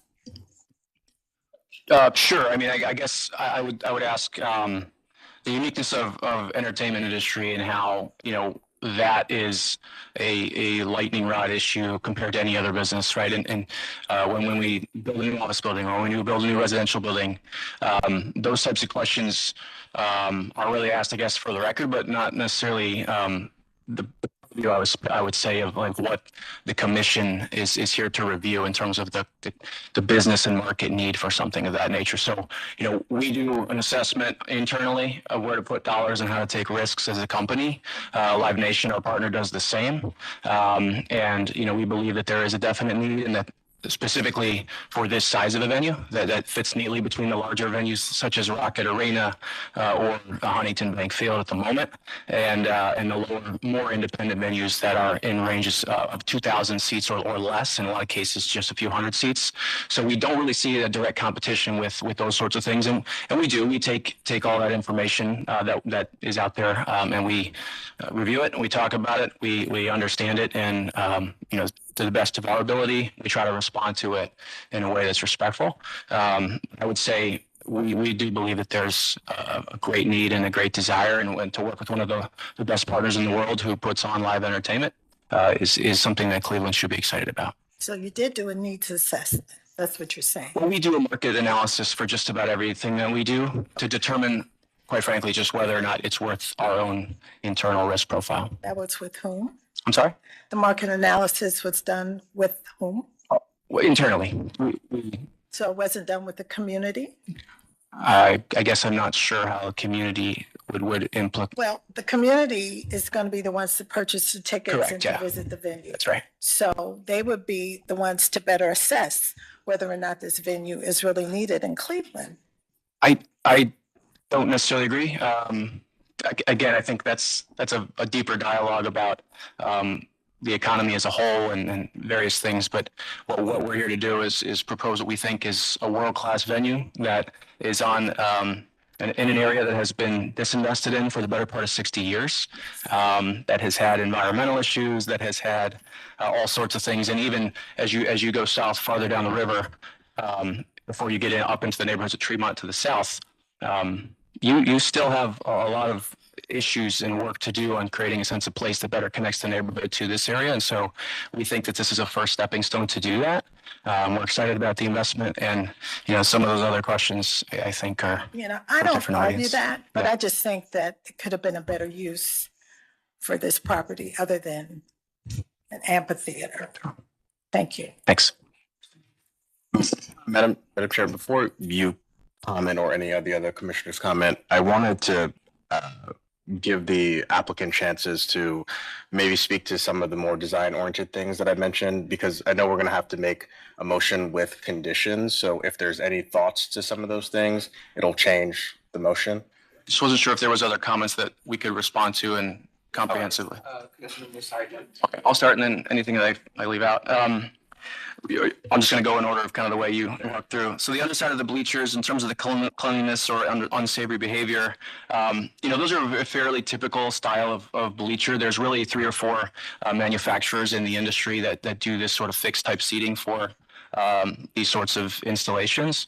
And we've looked at a number of options. Underneath these, the plan is to have, and you can't really see it here from afar, but some areas for vending and some food and beverage, as well as potential merchandise, t-shirt sales, things of that nature. So we'll be occupied, and then really getting up into the vomitories, the stairwells that get you up into the higher level grandstand is the primary method for people getting to those sections.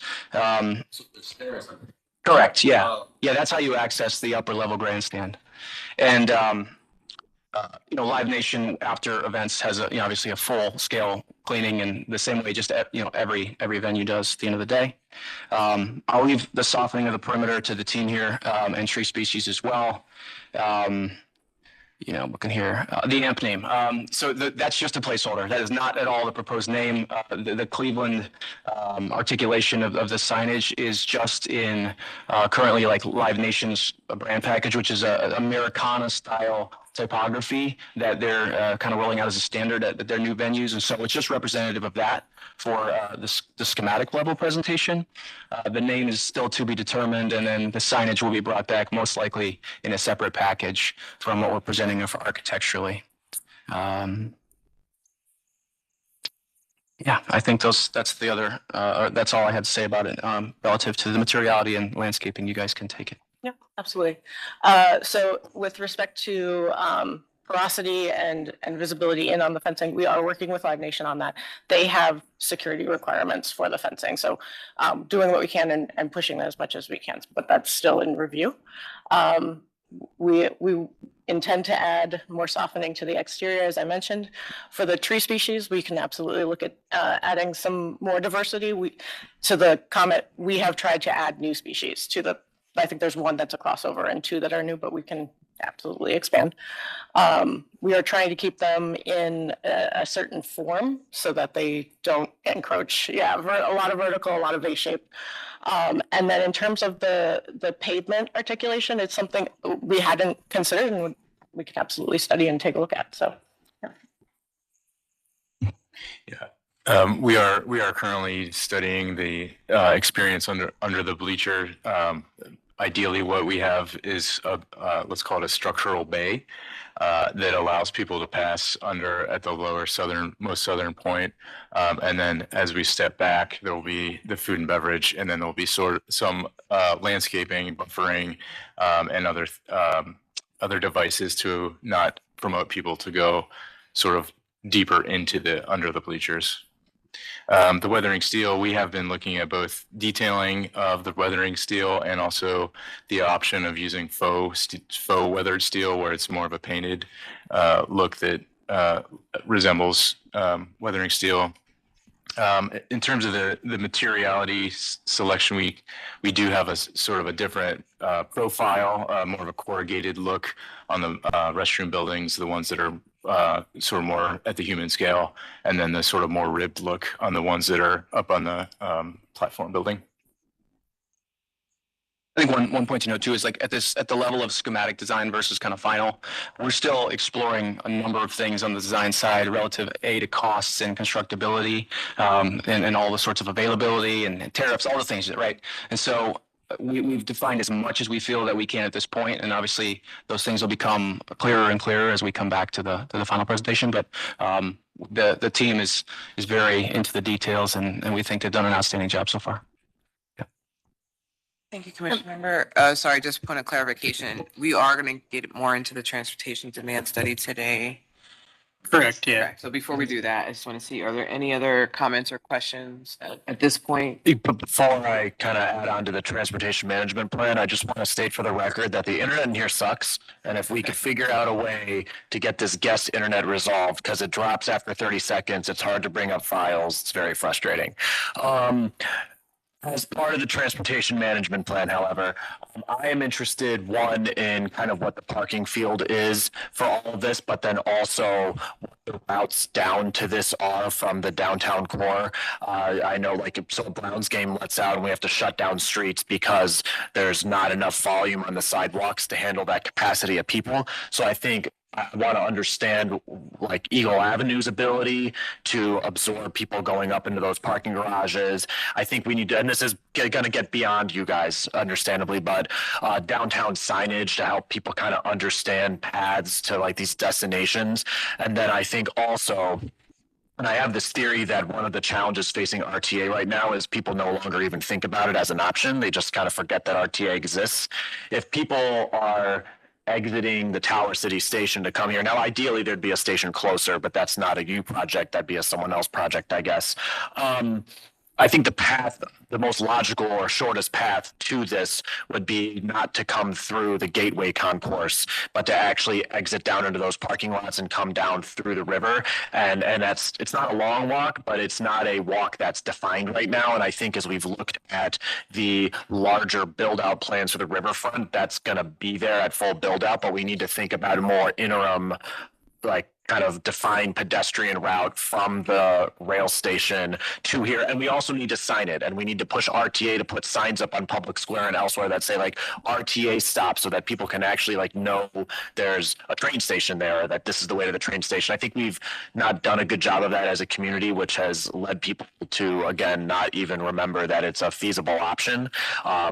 Here, this is a little more far. It's not much more far flung than getting to, say, Progressive Field, but it's admittedly a little less convenient as far as a pedestrian path. So, Madam Chair, if I may, before we move on to the transportation related conversation, I apologize because that was such a good segue. I just wanted to touch briefly on the questions about use and appropriateness of use. This site is zoned for a use like this, so this type of proposal is allowed based on the property zoning. And this is a privately owned and privately developed project that's before us. So sort of different than some of the other projects where it is city-owned properties such as the lakefront that we'll be having conversations about. Just wanted to clarify those points as we do for all private developments that come in front of the commission. Thank you, Director.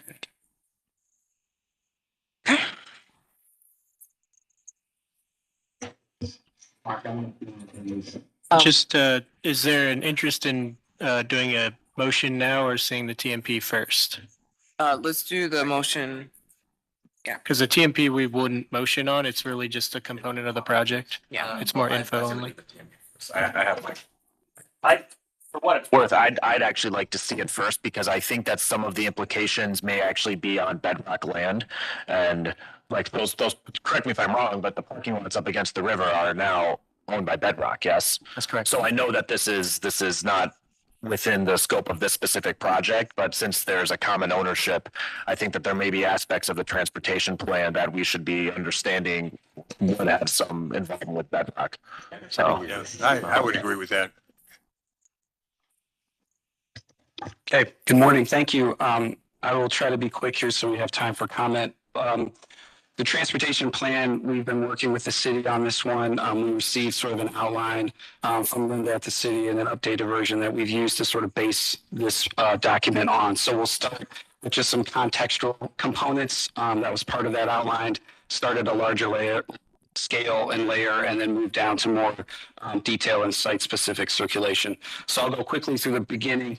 A lot of this is Yes, if I may, Go ahead. just and also just to our timeline for the TMP. This is tracking with the project. So where we are in space and time is we've gotten to the schematic level of kind of the TMP, you know, in terms of how do you get to the venue? What is our strategy for parking? What are the capacities for the sidewalks? The next focus of the evaluation that the team is going through is the kind of some of the questions that we're receiving are exactly how do the road configurations and what's the need for control and police control at those intersections. So that is coming. So I just wanted to highlight that that is not in this one, and it's not because it's something we don't intend to do. It's just not part of this iteration of the TMP. Thanks, Colin.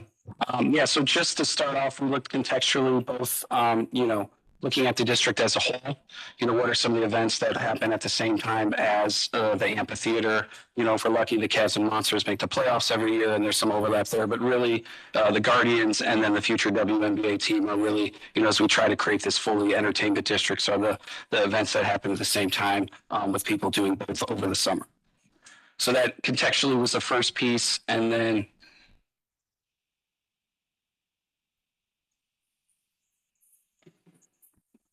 also looking at the historical context of the site, understanding that there was an amphitheater down here for about 10 years, from 2001 to 2011. And a lot of that was looking at, it's a location that people have visited for entertainment before. And then also understanding what the capacity of that venue was. It was about 5,000 spectators, which is very similar to the capacity of the venue being proposed today.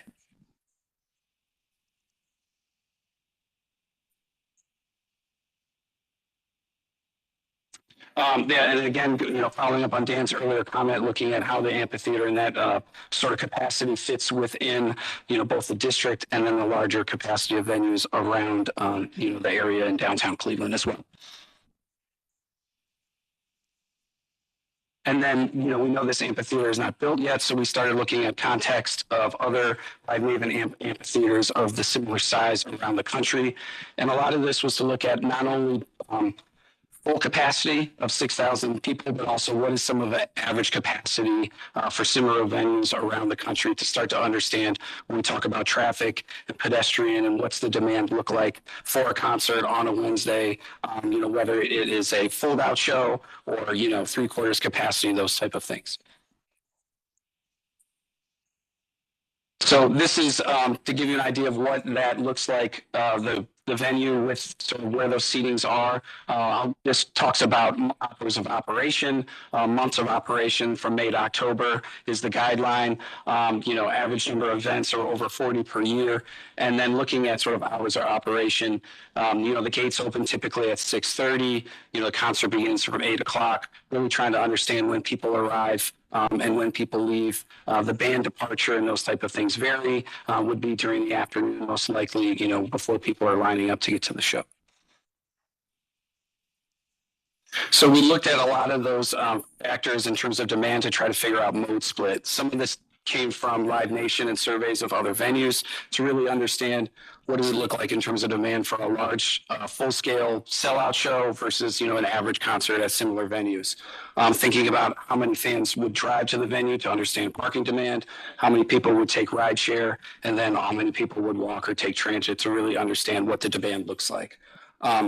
We also looked at the Riverfront Development Master Plan to really understand, what the vision for this entire district was and what does that say about mobility, transportation, parking, in the effort to sort of create a really district framework and really build off those concepts and ideas. So quickly, we looked at sort of trade area, really understanding who comes down to these venues, where the demand is. It's a regional draw. People are coming from a lot of different areas and taking a lot of different modes to get to a venue of this sort.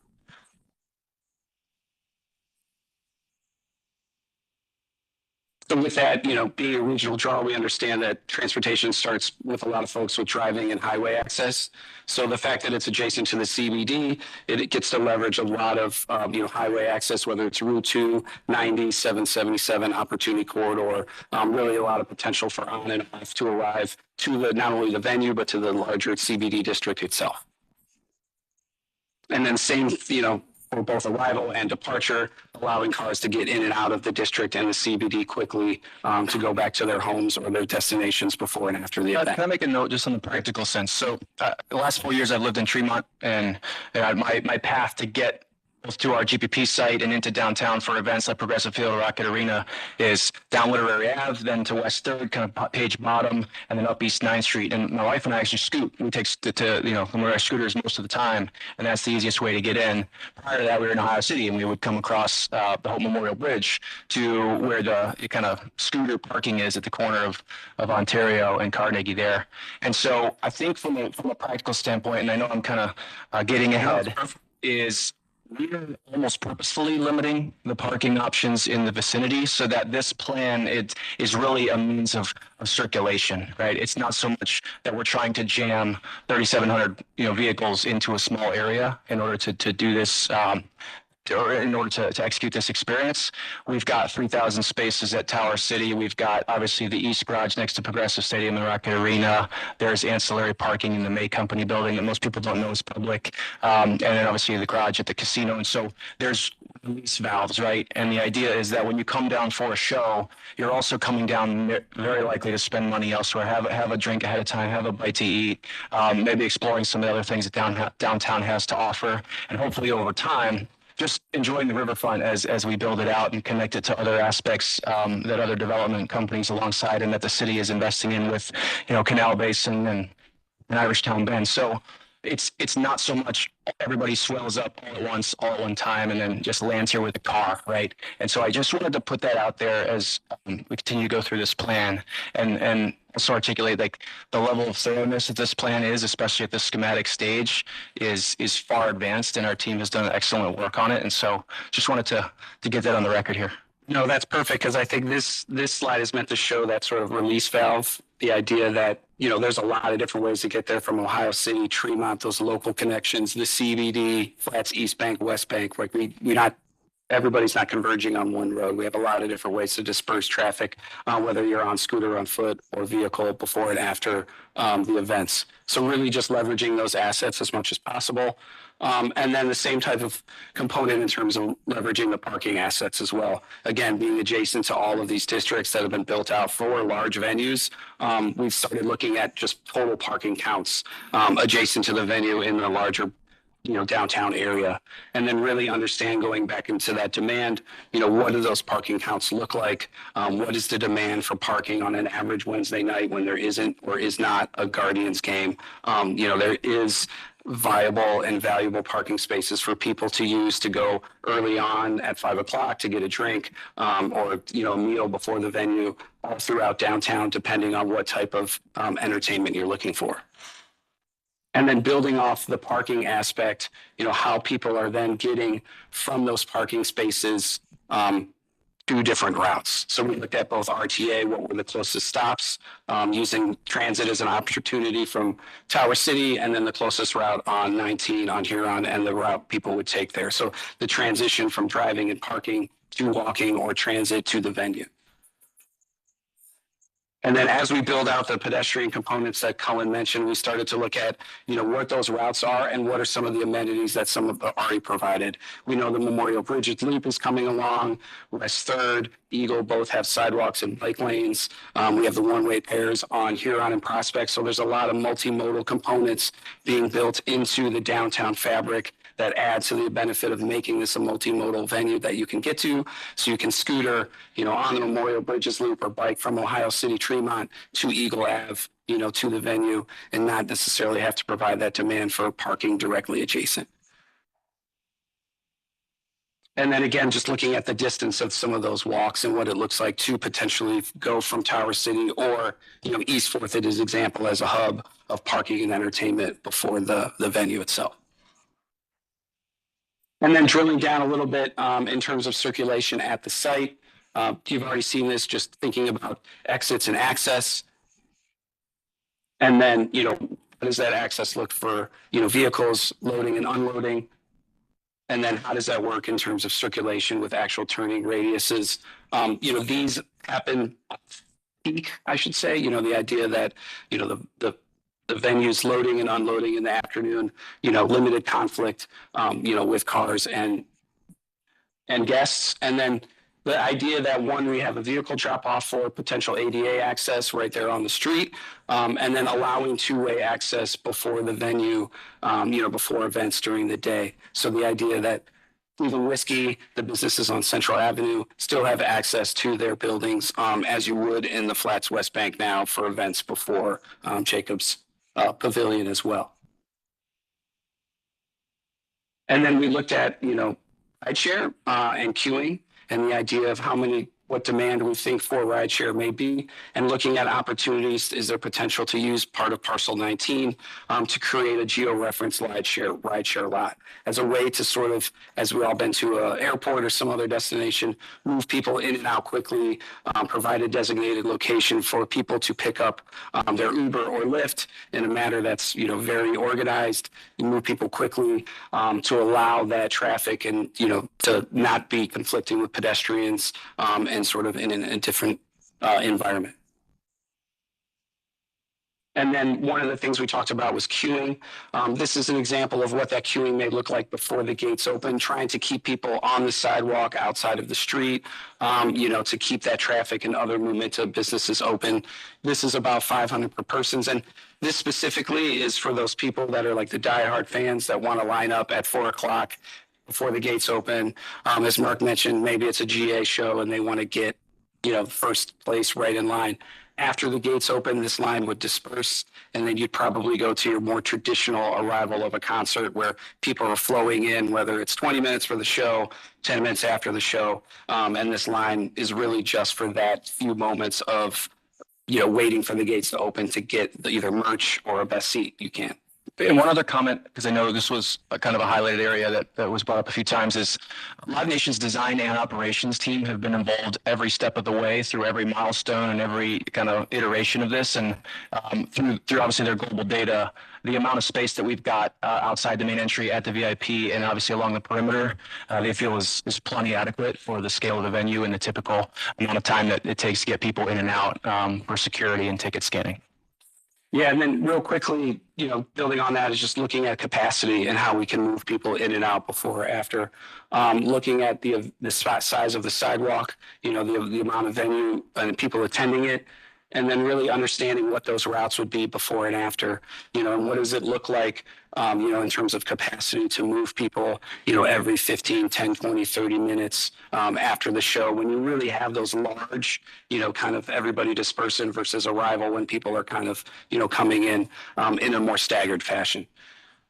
So we quantified it both looking at the sidewalk space and the ability to move people on both sides of Eagle and the Riverwalk, and then started to look at just visualization of what it looks like 10 minutes after the event, 20 minutes after the event, and then also 10 minutes after the event is our ability to move people both utilizing the new sidewalks, the existing sidewalks, the Riverwalk, and then also utilizing the rideshare a lot as well as a way to do that, and in an effort to try to minimize, conflicts between pedestrians and vehicles as much as possible.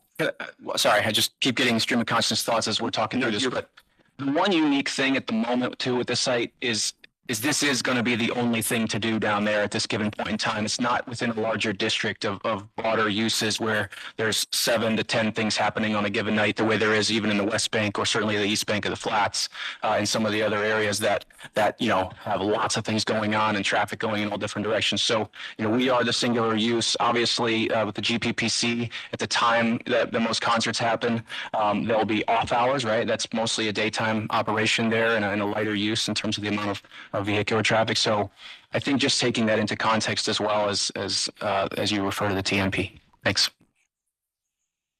I do have a couple of just reflections and questions. I think just trying to balance the data with the qualitative sort of understanding of the functionality of our city and just how human behavior functions and conditioning and what is needed to get us from what the data shows us to what it looks like in practice and reality.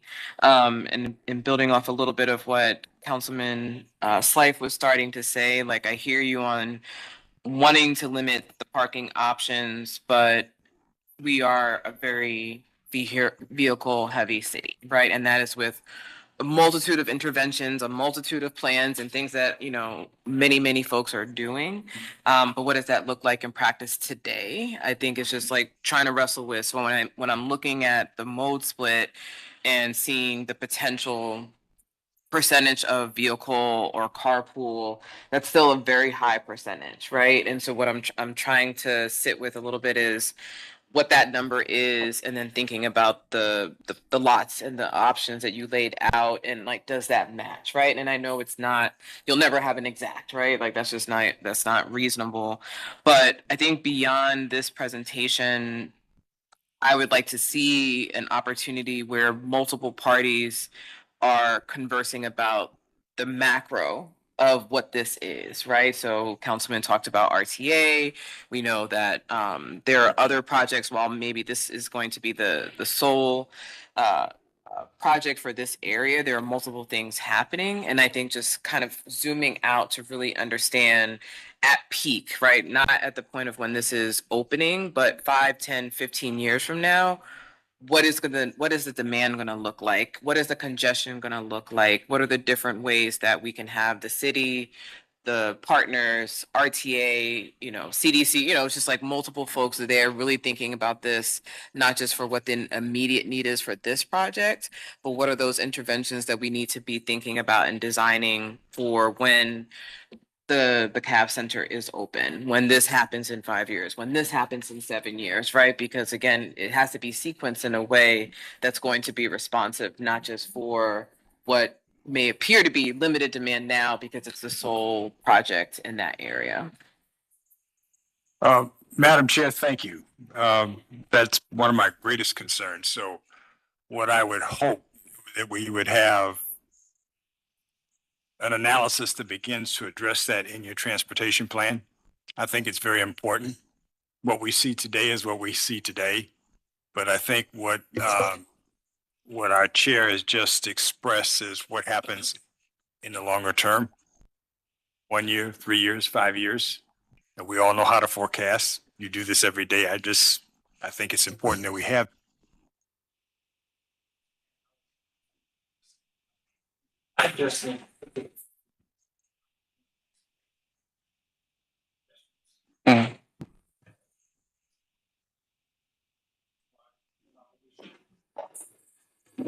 some of our walkways are not as large as they should be.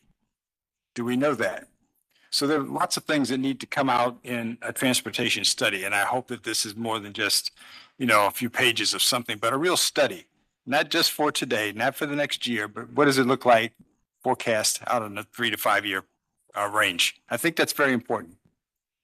And I think just one edit, this is not on you all alone, right? And I'm looking at the director, I'm looking at RTA, if someone's online, right? Like, I know you're here and you're before us, but you're part of a larger equation, right? And so the onus is not just on you all, but you're a big part of it, of course. And so really thinking about the role of the city and the role of other players. That's why I think, some sort of global multi-entity conversation that you all are a part of as it relates to your project, but the interconnectedness of what we're trying to do needs to be at the epicenter of all of our projects, not just having a narrow focus on this is what my project needs and, we'll figure out the rest later down the line. Because I think the later down the line is where we get tripped up, right? Because we're not thinking about those things now.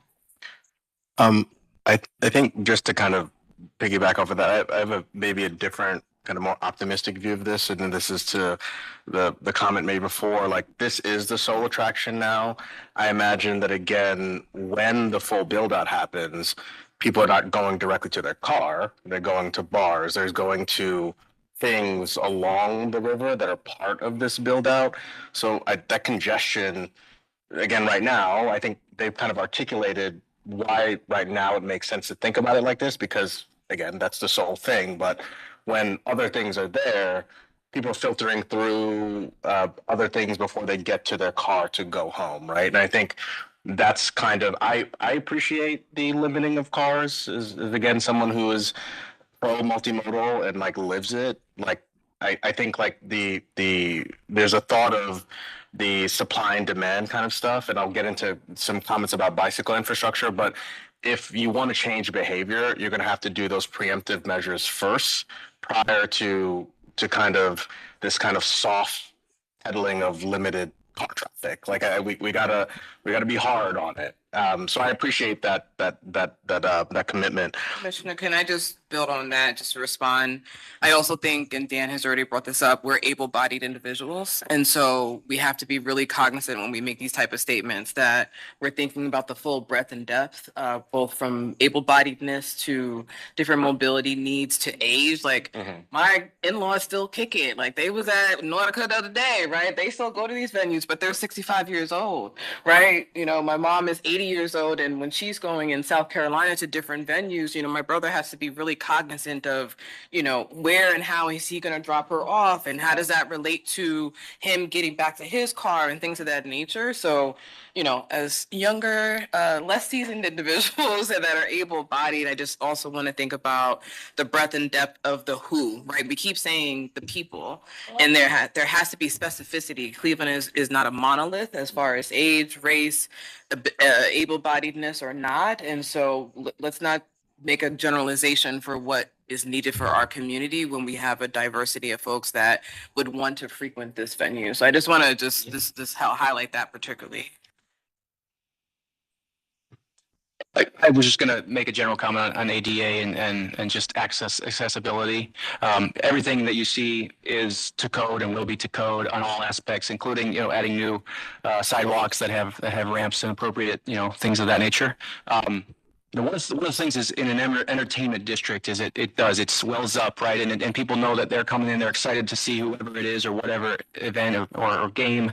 And so, this isn't less about accessibility, it's more about an excitability sort of thing, and people will go through extra work to do it, right? And they'll sit in traffic if they have to, and they'll walk the extra mile. I mean, think about how far people walk currently to go to Browns games from the far edges of the Muni Lot or the inner reaches of downtown. I think about the larger venues like Blossom Music Center. Getting in and out of there is an absolute nightmare, right? And so people do it because they want to see the thing that they came to see. And so what I think we're trying to do is skate to where the puck is going in terms of the broader ideas of what the planning department and staff have for downtown and accessibility, tying things together. Right now, Ontario is 9 lanes wide. and Carnegie is 7 lanes wide. And here on at times on the bridge that is about to go, with the multimodal path and the resurfacing is 6 lanes wide. None of that encourages any sort of safety, any sort of walkability, placemaking, any of that sort of thing. So the boundaries and the peripheries and like we're creating the dots, and then the idea is to help connect those dots. And over time, that's where we'd like to see the partnership you're describing with all the stakeholders and certainly the city itself. So, yeah. Yeah. So, again, continuing off of that, because I think we're all having the same conversation. I think, there's also just respect to the challenge of grade. Like we're dealing with some significant grade, and I think I think it's easy to be like make everything ADA accessible, but like they're just physical challenges to making that happen. I think one thing that could be explored, and I didn't see this as necessarily a route, was kind of what I see people when they kind of funnel out of Progressive Field is like walking past the Firehouse Museum and that kind of loop, and making that inviting and potentially connecting that, so you like come around that and then you're passing that lot where the ride share is, and that's your procession in. That could be another option. I don't remember the exact grade of the Eagle Avenue Bridge, but I'm sure it's not ADA. But like that, I mean, that's fine. I understand that being a challenge, and I think it's providing a variety of things. And I think what was maybe alluded to, and we know that there's going to be other ways in the future coming from the left side of the plan to get down there as well. One thing that maybe again could be, you don't have to speak on it right now, but could be part of a better understanding and presentation in the follow-up of this is that transition from Tower City and kind of coming, like how that's going to be kind of handled, and if there are any improvements to that's going to come online in terms of the current construction planning of that. That would be great to see. To the point about bike infrastructure, I think again, in the same way that we're limiting parking, I think we should be really bold about bike infrastructure. I think the amount of racks that I see outside, not enough. I think we need dedicated bike infrastructure. There should be part of the architectural elements. I don't want to, I mean, as the landscape architect in me, I don't want to reduce planting, but some of that planting outside could be, again, dedicated bike infrastructure where we can optimize space in terms of turning those bikes vertical, locking them up. Like, I think that's part of the model. So again, if like I'm a biker and I'm like, oh yeah, my bike is safe, it's protected, all that kind of stuff, it's going to incentivize me to use that mode of transportation, as opposed to a couple racks that if I know they're going to be full, I know it's going to be a hassle, I'm just not going to use that mode of transportation. Stoughton, wherever the infrastructure is going, double it up, triple it up, whatever have you, right? I think the ride sharing lot is a fantastic idea. I think it's like one of the best things to happen to airports in a long time, that designated kind of queuing space. You don't have to answer this right now, but the integration within the apps to how that like is like as seamless as possible, that like, people are like, this is where you get picked up. There's still some kind of, are you in zone A, zone B kind of thing, and like how that is like really worked out. But I applaud the thought of like making that happen.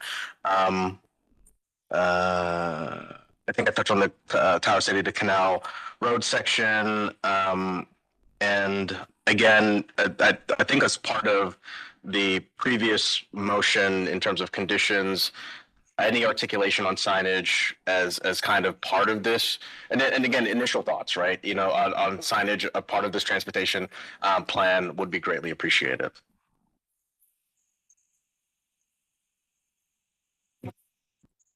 I think, are we ready to move towards a motion?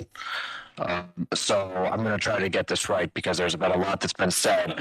But honestly, in a sense, I think that there's been a lot of commentary on the further building out of the transportation management plan. So I don't think it's as much as we need to come up with new comments from design review as much as we need to allow all of what we've just said be absorbed into that as it comes forward. And so given that, I will move approval of DF 26008, incorporating the 4 conditions comments from design review as further elaborated by us, with more information brought back during the final presentation.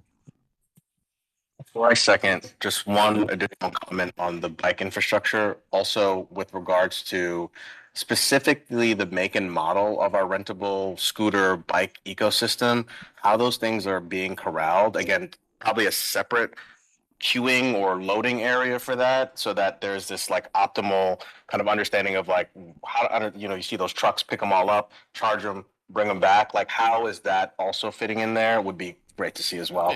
But Incorporating that as a fifth recommendation. I second the motion. We have a motion and a second. The understanding of rentable scooter and bike infrastructure and specifically designing around that. Motion and a second. Roll call, please. Anthony, Yes. McCray Scott. No. Sargent, Yes. Slife, Yes. and Whitfield. Yes. Motion carries. Thank you all. Thank you. Appreciate your Thanks, everybody. willingness to receive all of our comments and the conversation today. All right, we have a couple of public art design review items. Our first one is Art 26-006. Wait, did I skip one? Okay, sorry, I thought I was jumping ahead there. My apologies. Art 26-006. This is the Midnight Forum of Centrum's Kolossio temporary installation located at Settlers Landing and Merwin Avenue. Are you David? Yes, I'm Dave Byron from Midnight Art Club. Okay. What's that? There you There we go. Welcome.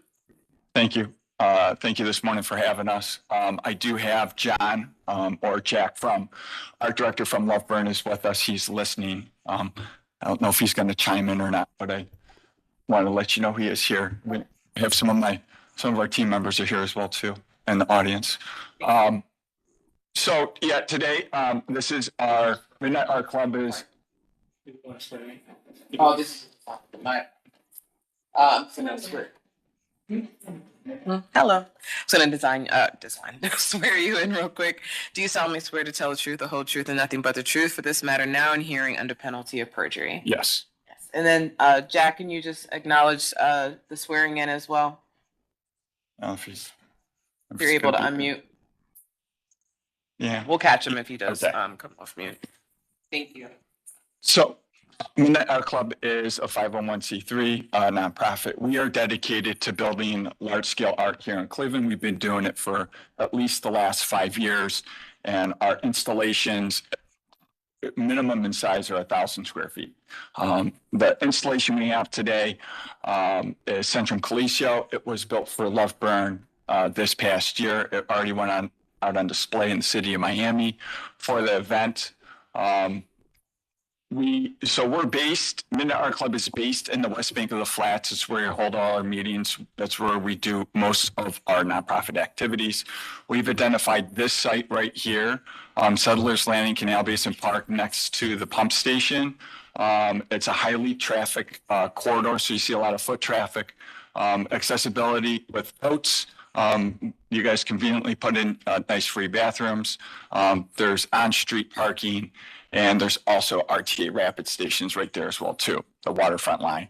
Our installation is about 75 feet by 75 feet. It's 2,500 square feet.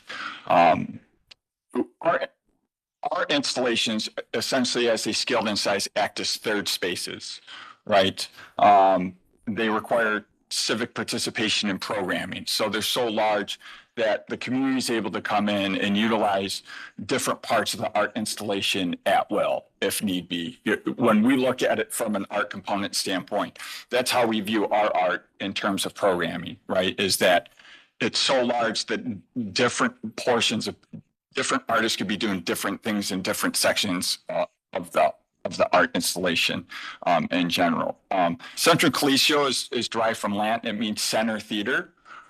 So if you page over, if we could go to a rendering, right there. So there's four. It's based off the cardinal directions north, south, east, west. or the Roman street design. And then in the center is actually Centrum. That is the actual center temple structure. And then we have 4 different neighborhoods that surround. That's actually the outer ring is what we actually call Kolossio. And it's actually 4 different neighborhoods. That's a hyper-realistic rendering there at Canal Basin Park or Settlers Landing. It's about 500,000 laser cut inches of wooden paneling. And then we have custom lanterns and LED lighting that we will have at night for the art installation itself. It'll all be anchored to the ground, bolted to the ground. There is our lighting plan with all the different lights that we'll have in and around it. And then we'll have the power will be drawn from the other side of the pump station. All our electrical cords and everything will be up high, so you can't see it or can't mess with it. Layout, page over. And then this is our engineering plan, which the city of Miami required for Loveburn and required for us because of the size of the art installation. So this is a once in a generational opportunity here in Cleveland in terms of size and scale. In all my years here in Cleveland, I've never seen an art installation of this size. So for the city of Cleveland, for City Hall design review and for city planning, it comes at a very interesting point in intersection of how does large scale public art and public space get activated, right? And how does civic participation actually come into that? This will only be out on display for about 14 to 20 days. Right, so we won't even make it a full 30. Our weather window opens. We have 2 weather windows for temporary large scale art like this, and it's typically in May to early June, and then it opens again in late August to September, because you want to obviously be outside of thunderstorm season and when it snows and rains, which is detrimental to temporary art, especially if it's made out of lumber. This is Luan and dimensional lumber and plywood. So, but it's going to let the city know, you guys will be able to come down and you be able to see, you know, in the future, right, how can large scale art play a critical component in public spaces, right, especially at such a monumental scale as this. So this is already built. It's already waiting on pallets to go out on display. So, you know, we invite the city if they wanted to come down to our warehouse and actually see it before time. So it'll take about 3 to 4 days to set up and it'll take about 2 days to tear down. You guys have any? Yeah, just the project went through Downtown Flats design review. Tara Petras couldn't be here today to talk through that, but the committee was excited about the project. They approved it as presented, no conditions, and commended the artist for the beauty of the structure. Dan. Commission members, comments, questions? Madam Chair, to the applicant, I kind of agree. This is a very interesting and maybe aligned time to kind of look at large scale public art within the city in consideration of a previous proposal that happened or information session on potential proposal of public art within the city last week. I would maybe ask as a favor, not as a condition of approval, is like if there is some level of documentation that the city and planning staff can use as a resource in terms of how people are interacting with this thing, not just the successes, but then also the challenges. And again, that's in no way to like document a failure of yours, but to reinforce our belief and our understanding of how we can incorporate this at additional scales. I think that would be greatly appreciated because I personally love three-dimensional art. I think the city is doing a great effort in terms of mural strategies on various surfaces, whether that's bike lanes like we're seeing downtown or on vertical surfaces, but this kind of art in terms of scale and kind of public infrastructure and amenity is something that I'd love to see more, and any kind of documented understanding of that would allow us to do it at a much more rapid pace. Thank you. Any comments? Madam Chair, I'd like to make a motion to approve Art 26-006. Second. A motion and a second. Roll call, please. Anthony? Yes. McRae Scott? Yes. Sergeant? Yes. Slife? Yes. Whitfield? Yes. Motion carries. Thank you so much for Thank being you, here. guys. You're Appreciate welcome. it. Our next item is ART 26-008. This is Cleveland Clinic Light Path Public Art located at 2202 East 105th. Welcome. If you can please just make sure your mics are on green, and I will swear you both in. If you can just share your names, that would be great. Do you solemnly swear to tell the truth, the whole truth, and nothing but the truth for this matter in hearing under penalty of perjury? Ellen Rudolph, yes. Thank you, Ellen. Sienna Brown, yes. Thank you, Sienna. All right. You have the clicker. You may have heard there is a slight delay. Okay. So just give it a hot second to advance to the next slide. Whoops. Sorry, it's this laptop that's controlling it. Oh, okay. Okay, thank you. I'd like to thank the committee for hearing our proposed public art at the intersection of East 105th and Euclid Avenue. I'm going to introduce Light Path, a 3-ring timber sculpture by Oscar Toison, which is proposed for the green space outside of the Cole I Institute. And I will hit on some of these points as we move through the deck. There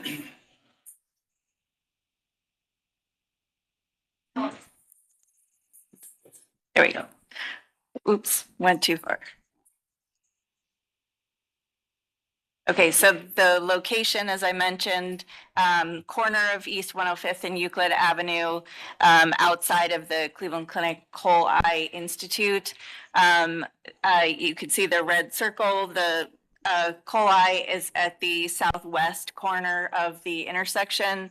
And this satellite image is before the new building was constructed. Across the street, you have the Ronald McDonald House on the northwest corner, and then on the southeast corner is the W.O. Walker Building, which is co-owned by University Hospitals. And this is becoming an increasingly busy corridor, with the construction of new residential development, the MLK Junior branch of the Cleveland Public Library, the new Meyer grocery store just down the street on Cedar Avenue.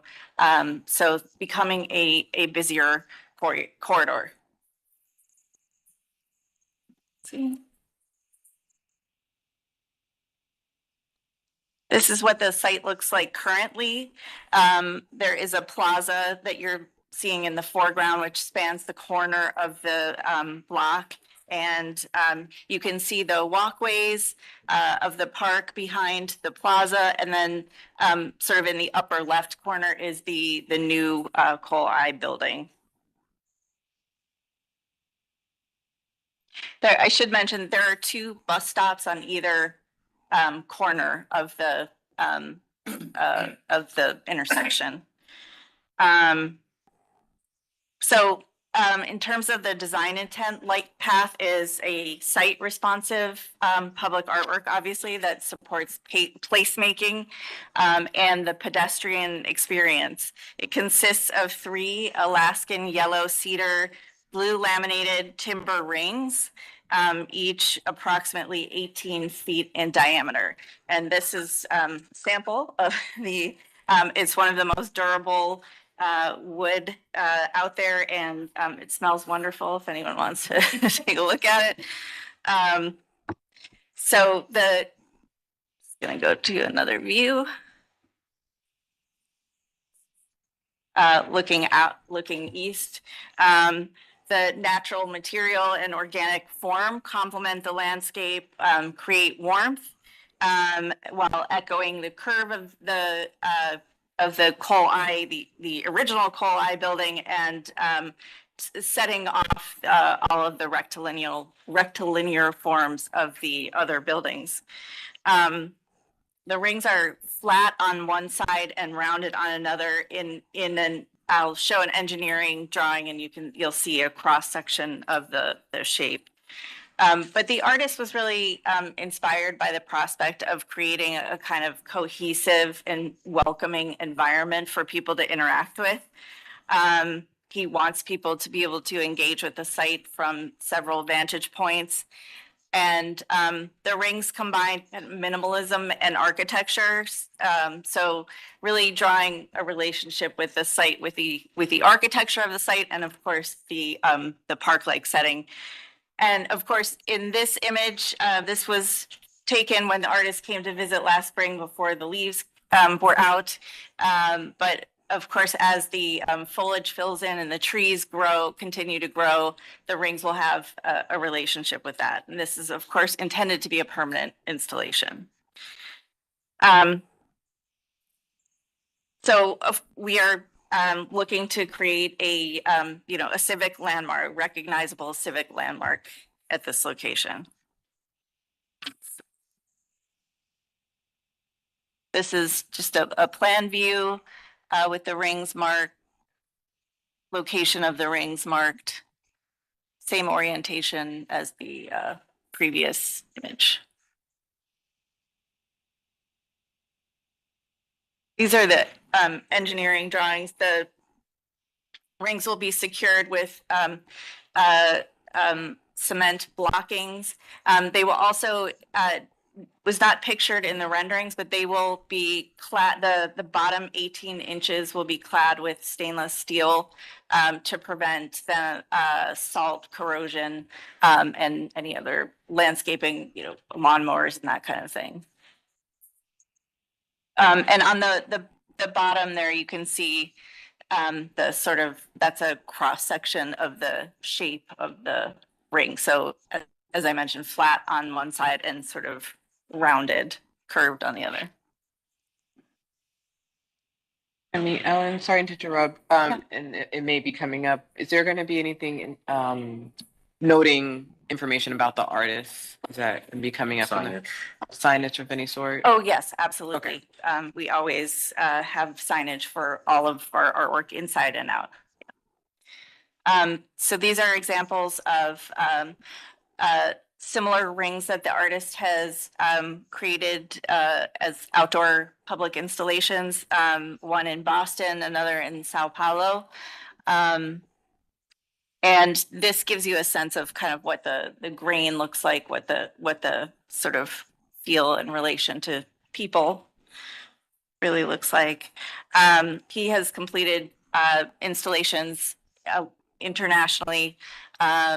His work is really about kind of communing with the site, working with natural materials, and cultivating public interaction.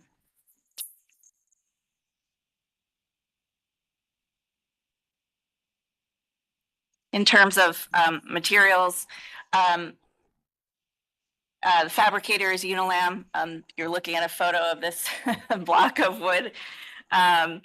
The material has an expected lifespan of a minimum expected lifespan of 50 years. Cleveland Clinic, we are very dedicated to maintaining all of our art, particularly public art and site-specific installations. We maintain a regular schedule of maintenance and cleaning. So this will be no different. We will clean it annually and apply a new clear coat application every 3 to 5 years. We've also actually written into our contract with the artist that should the rings need to be replaced for any reason, that would be allowed. What am I missing? Oops.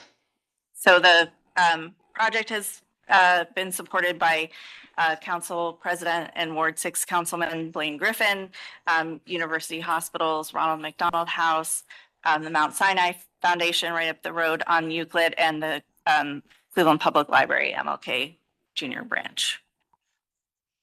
So that is our ask. We ask that you approve our site responsive public artwork that we believe supports placemaking and the pedestrian experience.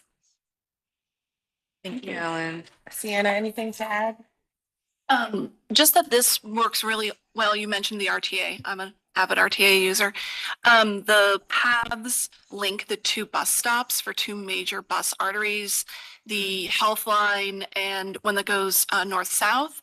And these rings really help sort of formalize that connection and I think sort of help drive people into those spaces.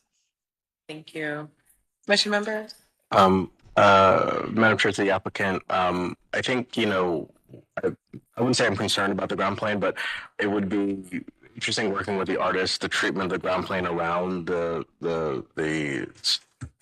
foundations, particularly in regards to, it just looks like grass. I think the perimeter edge of those lawn areas seems like the grass is not working. Potentially, this is a time to look at the kind of holistic treatment of that. There's also like a thin layer of grass between the plant bed from the drop-off aisle and where, you know, two of the rings are located. Again, potentially, you know, and not just, you know, we're going to put the art there, but there's some adjacencies that, you know, that front layer of planting, there's some that are survived along that edge.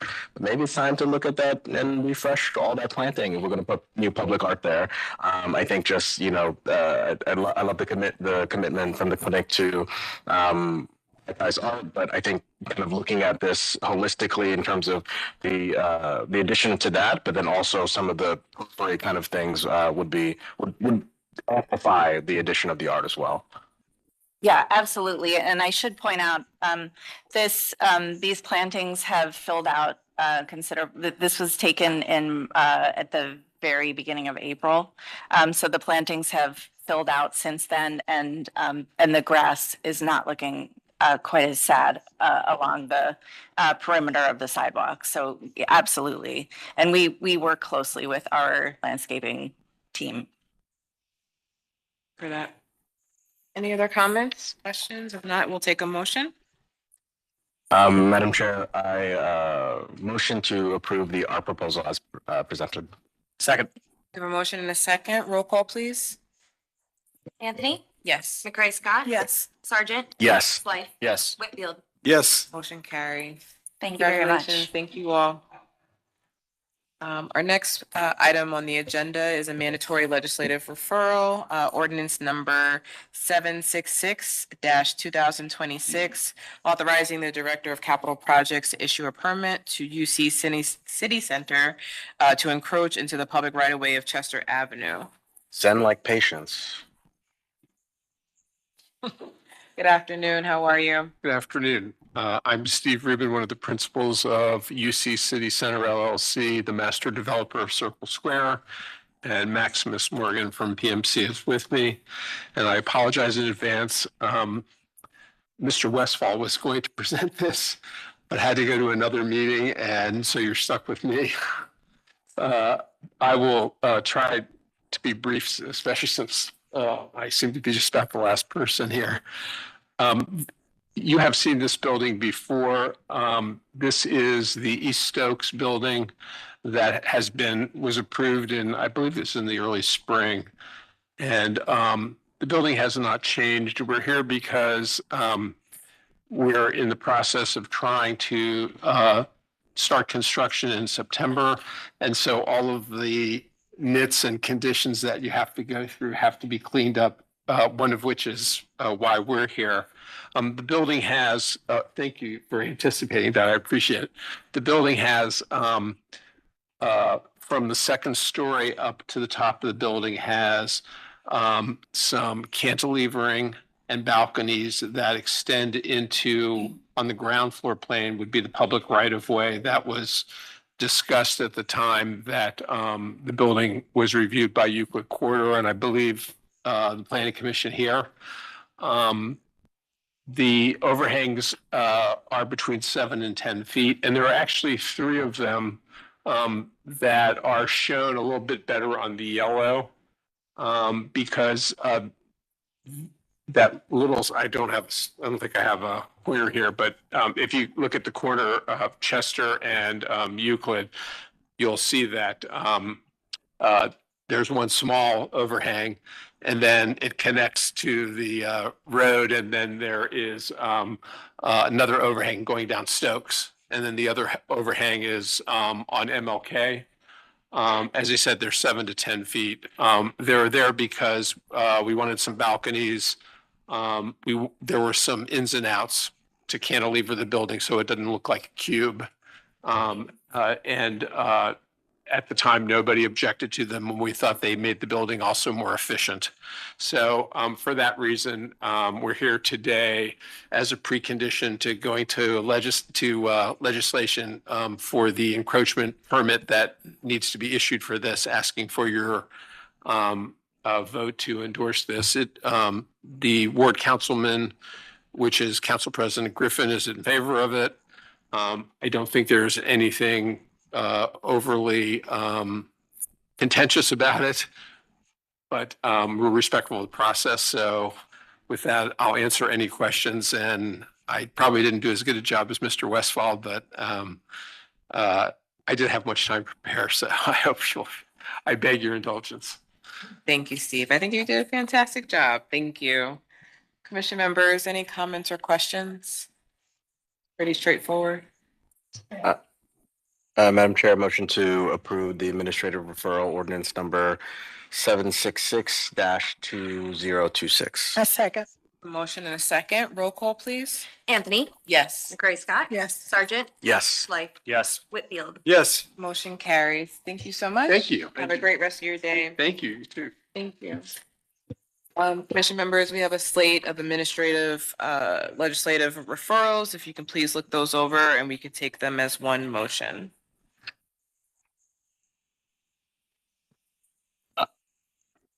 I move approval of the 6 administrative approvals. A second approval, the motion. We have a motion and a second. Roll call, please.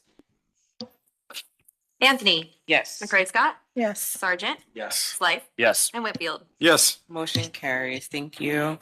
Director, are we still doing the informational presentation? Yes, Director Nichols is online. Okay. Oh. Sorry. Well, good morning, good afternoon. We're almost there. Director Nichols, thank you so much for joining us this afternoon or this morning. We actually can't hear you yet. No, we can't. Okay. While she works on her microphone, we want to express extra gratitude to her for joining us today. She's actually on a day off. Oh, I think to do yard work and other things, but we really appreciate the time to join today to talk with us. thank you. Now, Director Nichols, if you're like me, I was telling someone on a Zoom the other day, like, no, your audio's not working, and it was actually my computer. The speaker was on. I'm like, no, something's wrong with yours. No, just tell her to unmute. She may be able to. She was unmuted. There you go. Oh. No. You've joined in 2 accounts now, so you might want to unmute the other one. Let's take advantage of this little break.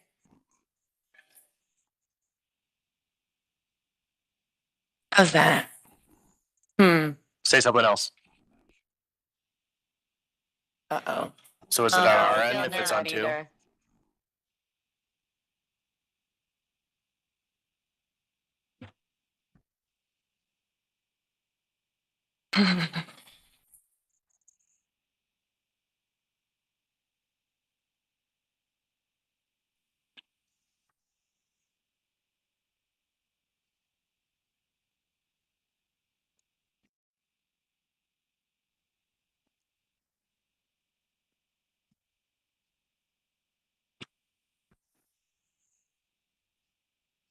So I don't think I can do anything on my end.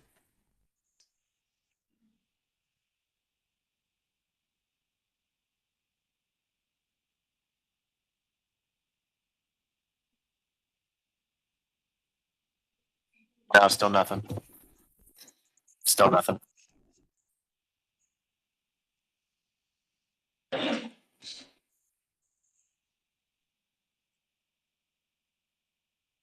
I can give you a call-in number if you want. It's gonna be 415-655-0003. Talk to you after this. For a bit. Oops. That might work.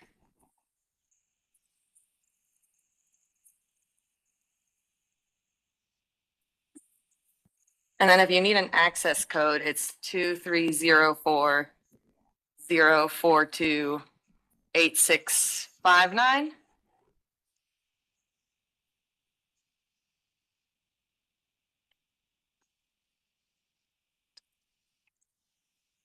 Oh boy.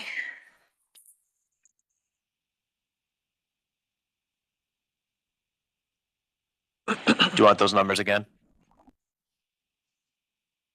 Yeah, okay, the phone number is, Phone number is 415-655-0003. Oh, yes, I can copy and paste. And I'm gonna send the access code to the chat. It's 2304-042-8659.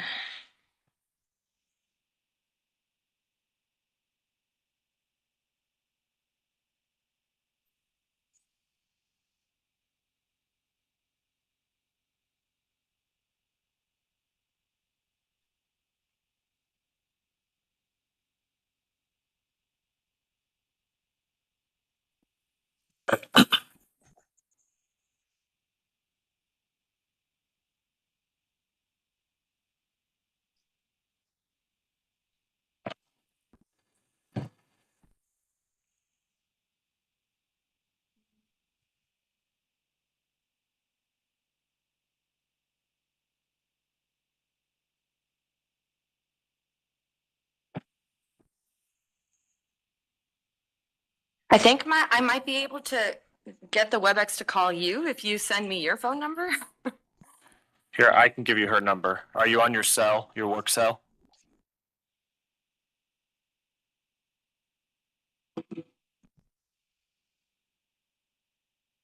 Ooh, let in.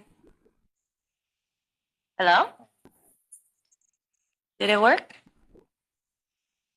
Unmute the call-in user. Can you do that, Evelyn? I requested unmute. I believe if you're calling in, it might be *6. *6? Say something now. Yeah. Hallelujah. All right, motion to adjourn. All right, motion, yes. Hey, thank you so much. I appreciate your patience. I'm on vacation, but unfortunately, my mother had some medical emergencies last week, so I'm hanging out with her at her rehab facility that she got to come to yesterday. So I do appreciate being here today. Okay, great. Thank you. So the Parks and Recreation Department is officially a department. Our master plan was approved by City Planning Commission in 2025. The divisions within the department include urban forestry, recreation, parks, cemeteries, stadium, West Side Market, Highland Park golf course, and then administration of the department. So I presented this overview of what we have done, our core initiatives, our 2025 progress to the Parks and Green Space Coalition meeting, and it was suggested that it would be great for me to also come here to present this. So I want to just go through the slide and talk about what we have done. At this time, we're really pleased with a lot of our progress towards achieving these goals of the master plan. The Parks plan is a 15-year plan, and so we are just moving right along, checking off boxes and improving services. If you can go to the next slide, please. So in 2025, one of the things we started doing, our Parks and Recreation programming catalog had not been conducted in the department for, I don't know, many, many years. We had this product had been done through the Mayor's Office on Prevention, Intervention, and Opportunities. We took on this catalog. We are completing a full cycle. We're very pleased with the way the catalog has come out, and we are seeing registration numbers increase based upon this marketing initiative. I would also say that we refined our permitting process. Some of this was driven by my desire to see a lot of things done electronically for the community to have the opportunity to request a special event application or a block party online using a form rather than using a fillable PDF or a paper PDF. And then we had also taken on the use or the management maintenance of Opportunity Corridor, which was a big list. We hired a crew to do this. One of the things that was suggested in the master plan that we thought we would start implementing was a grow no mow pilot program. So there were spaces along the corridor. We create meadows. It saves us time and money to do that, but we wanted to make sure that we did it attractively so that it didn't look like uncut grass. And so far, we're really pleased. And we look to expand grow no mow in some of our other spaces that are not intended to be groomed parks for you. Next slide. Other initiatives. We implemented the Urban Forestry Tree Plan. This was done with a USDA, U.S. Forest Service grant. And so really what we want to do is inventory our right-of-way trees. The grant was only for right-of-way trees. It does not include other public space trees, but it's really important that we do get an inventory of our right-of-way trees. A lot of the reasons why I think we saw some problems with Parks and Recreation prior to the development of the department, and also based upon needs assessment feedback, was, a lot of our stuff was just not in good shape. So we worked with Public Works to use the City Works asset management system. We had very, very difficult processes in order to track and manage our maintenance requests. It's still a work in progress. We still have lots of work to do, but we're still very pleased that we now have an asset tracking system. So when we put in maintenance requests, we can make sure that things are getting done. And I would say I implemented professional development.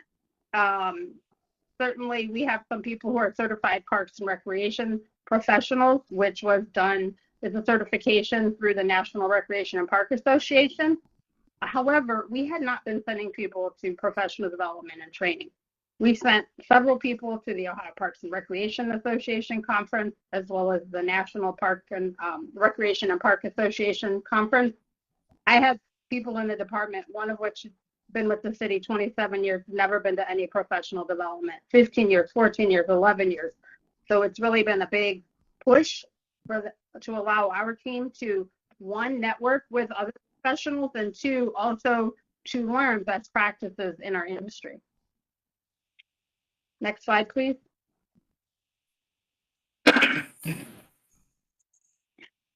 As we looked into 2026, last summer, I looked at the playground program, which is a drop-in program where youth can come to the parks.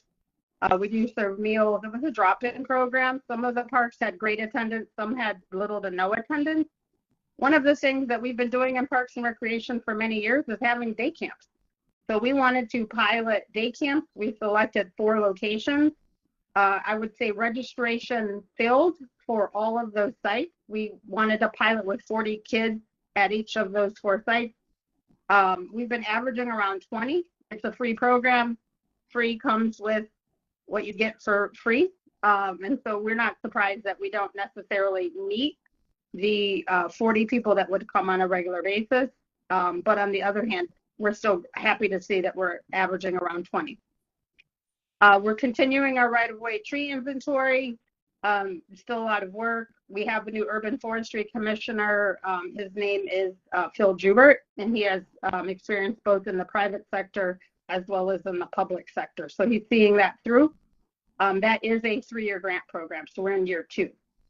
And then we are also working to develop a facility use policy. I've since I've gotten here, get a variety of questions around using our facilities.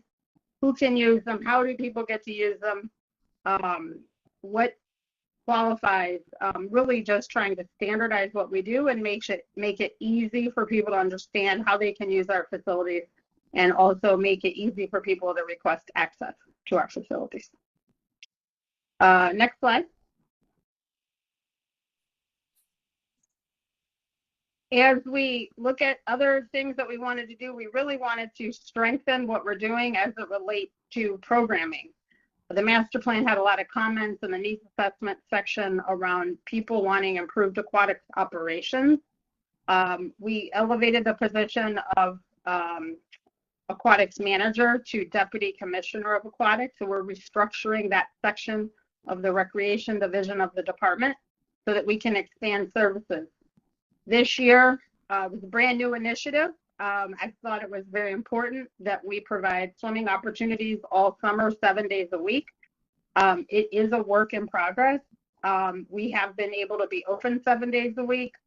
The only times we're not open, there's a mechanical problem with the pool. It could be that a pump or a motor goes down, a structural problem, or could be staffing. But in general, we are offering swimming 7 days a week outdoors this summer, and we have very standardized hours for our indoor pools as well as our outdoor pools.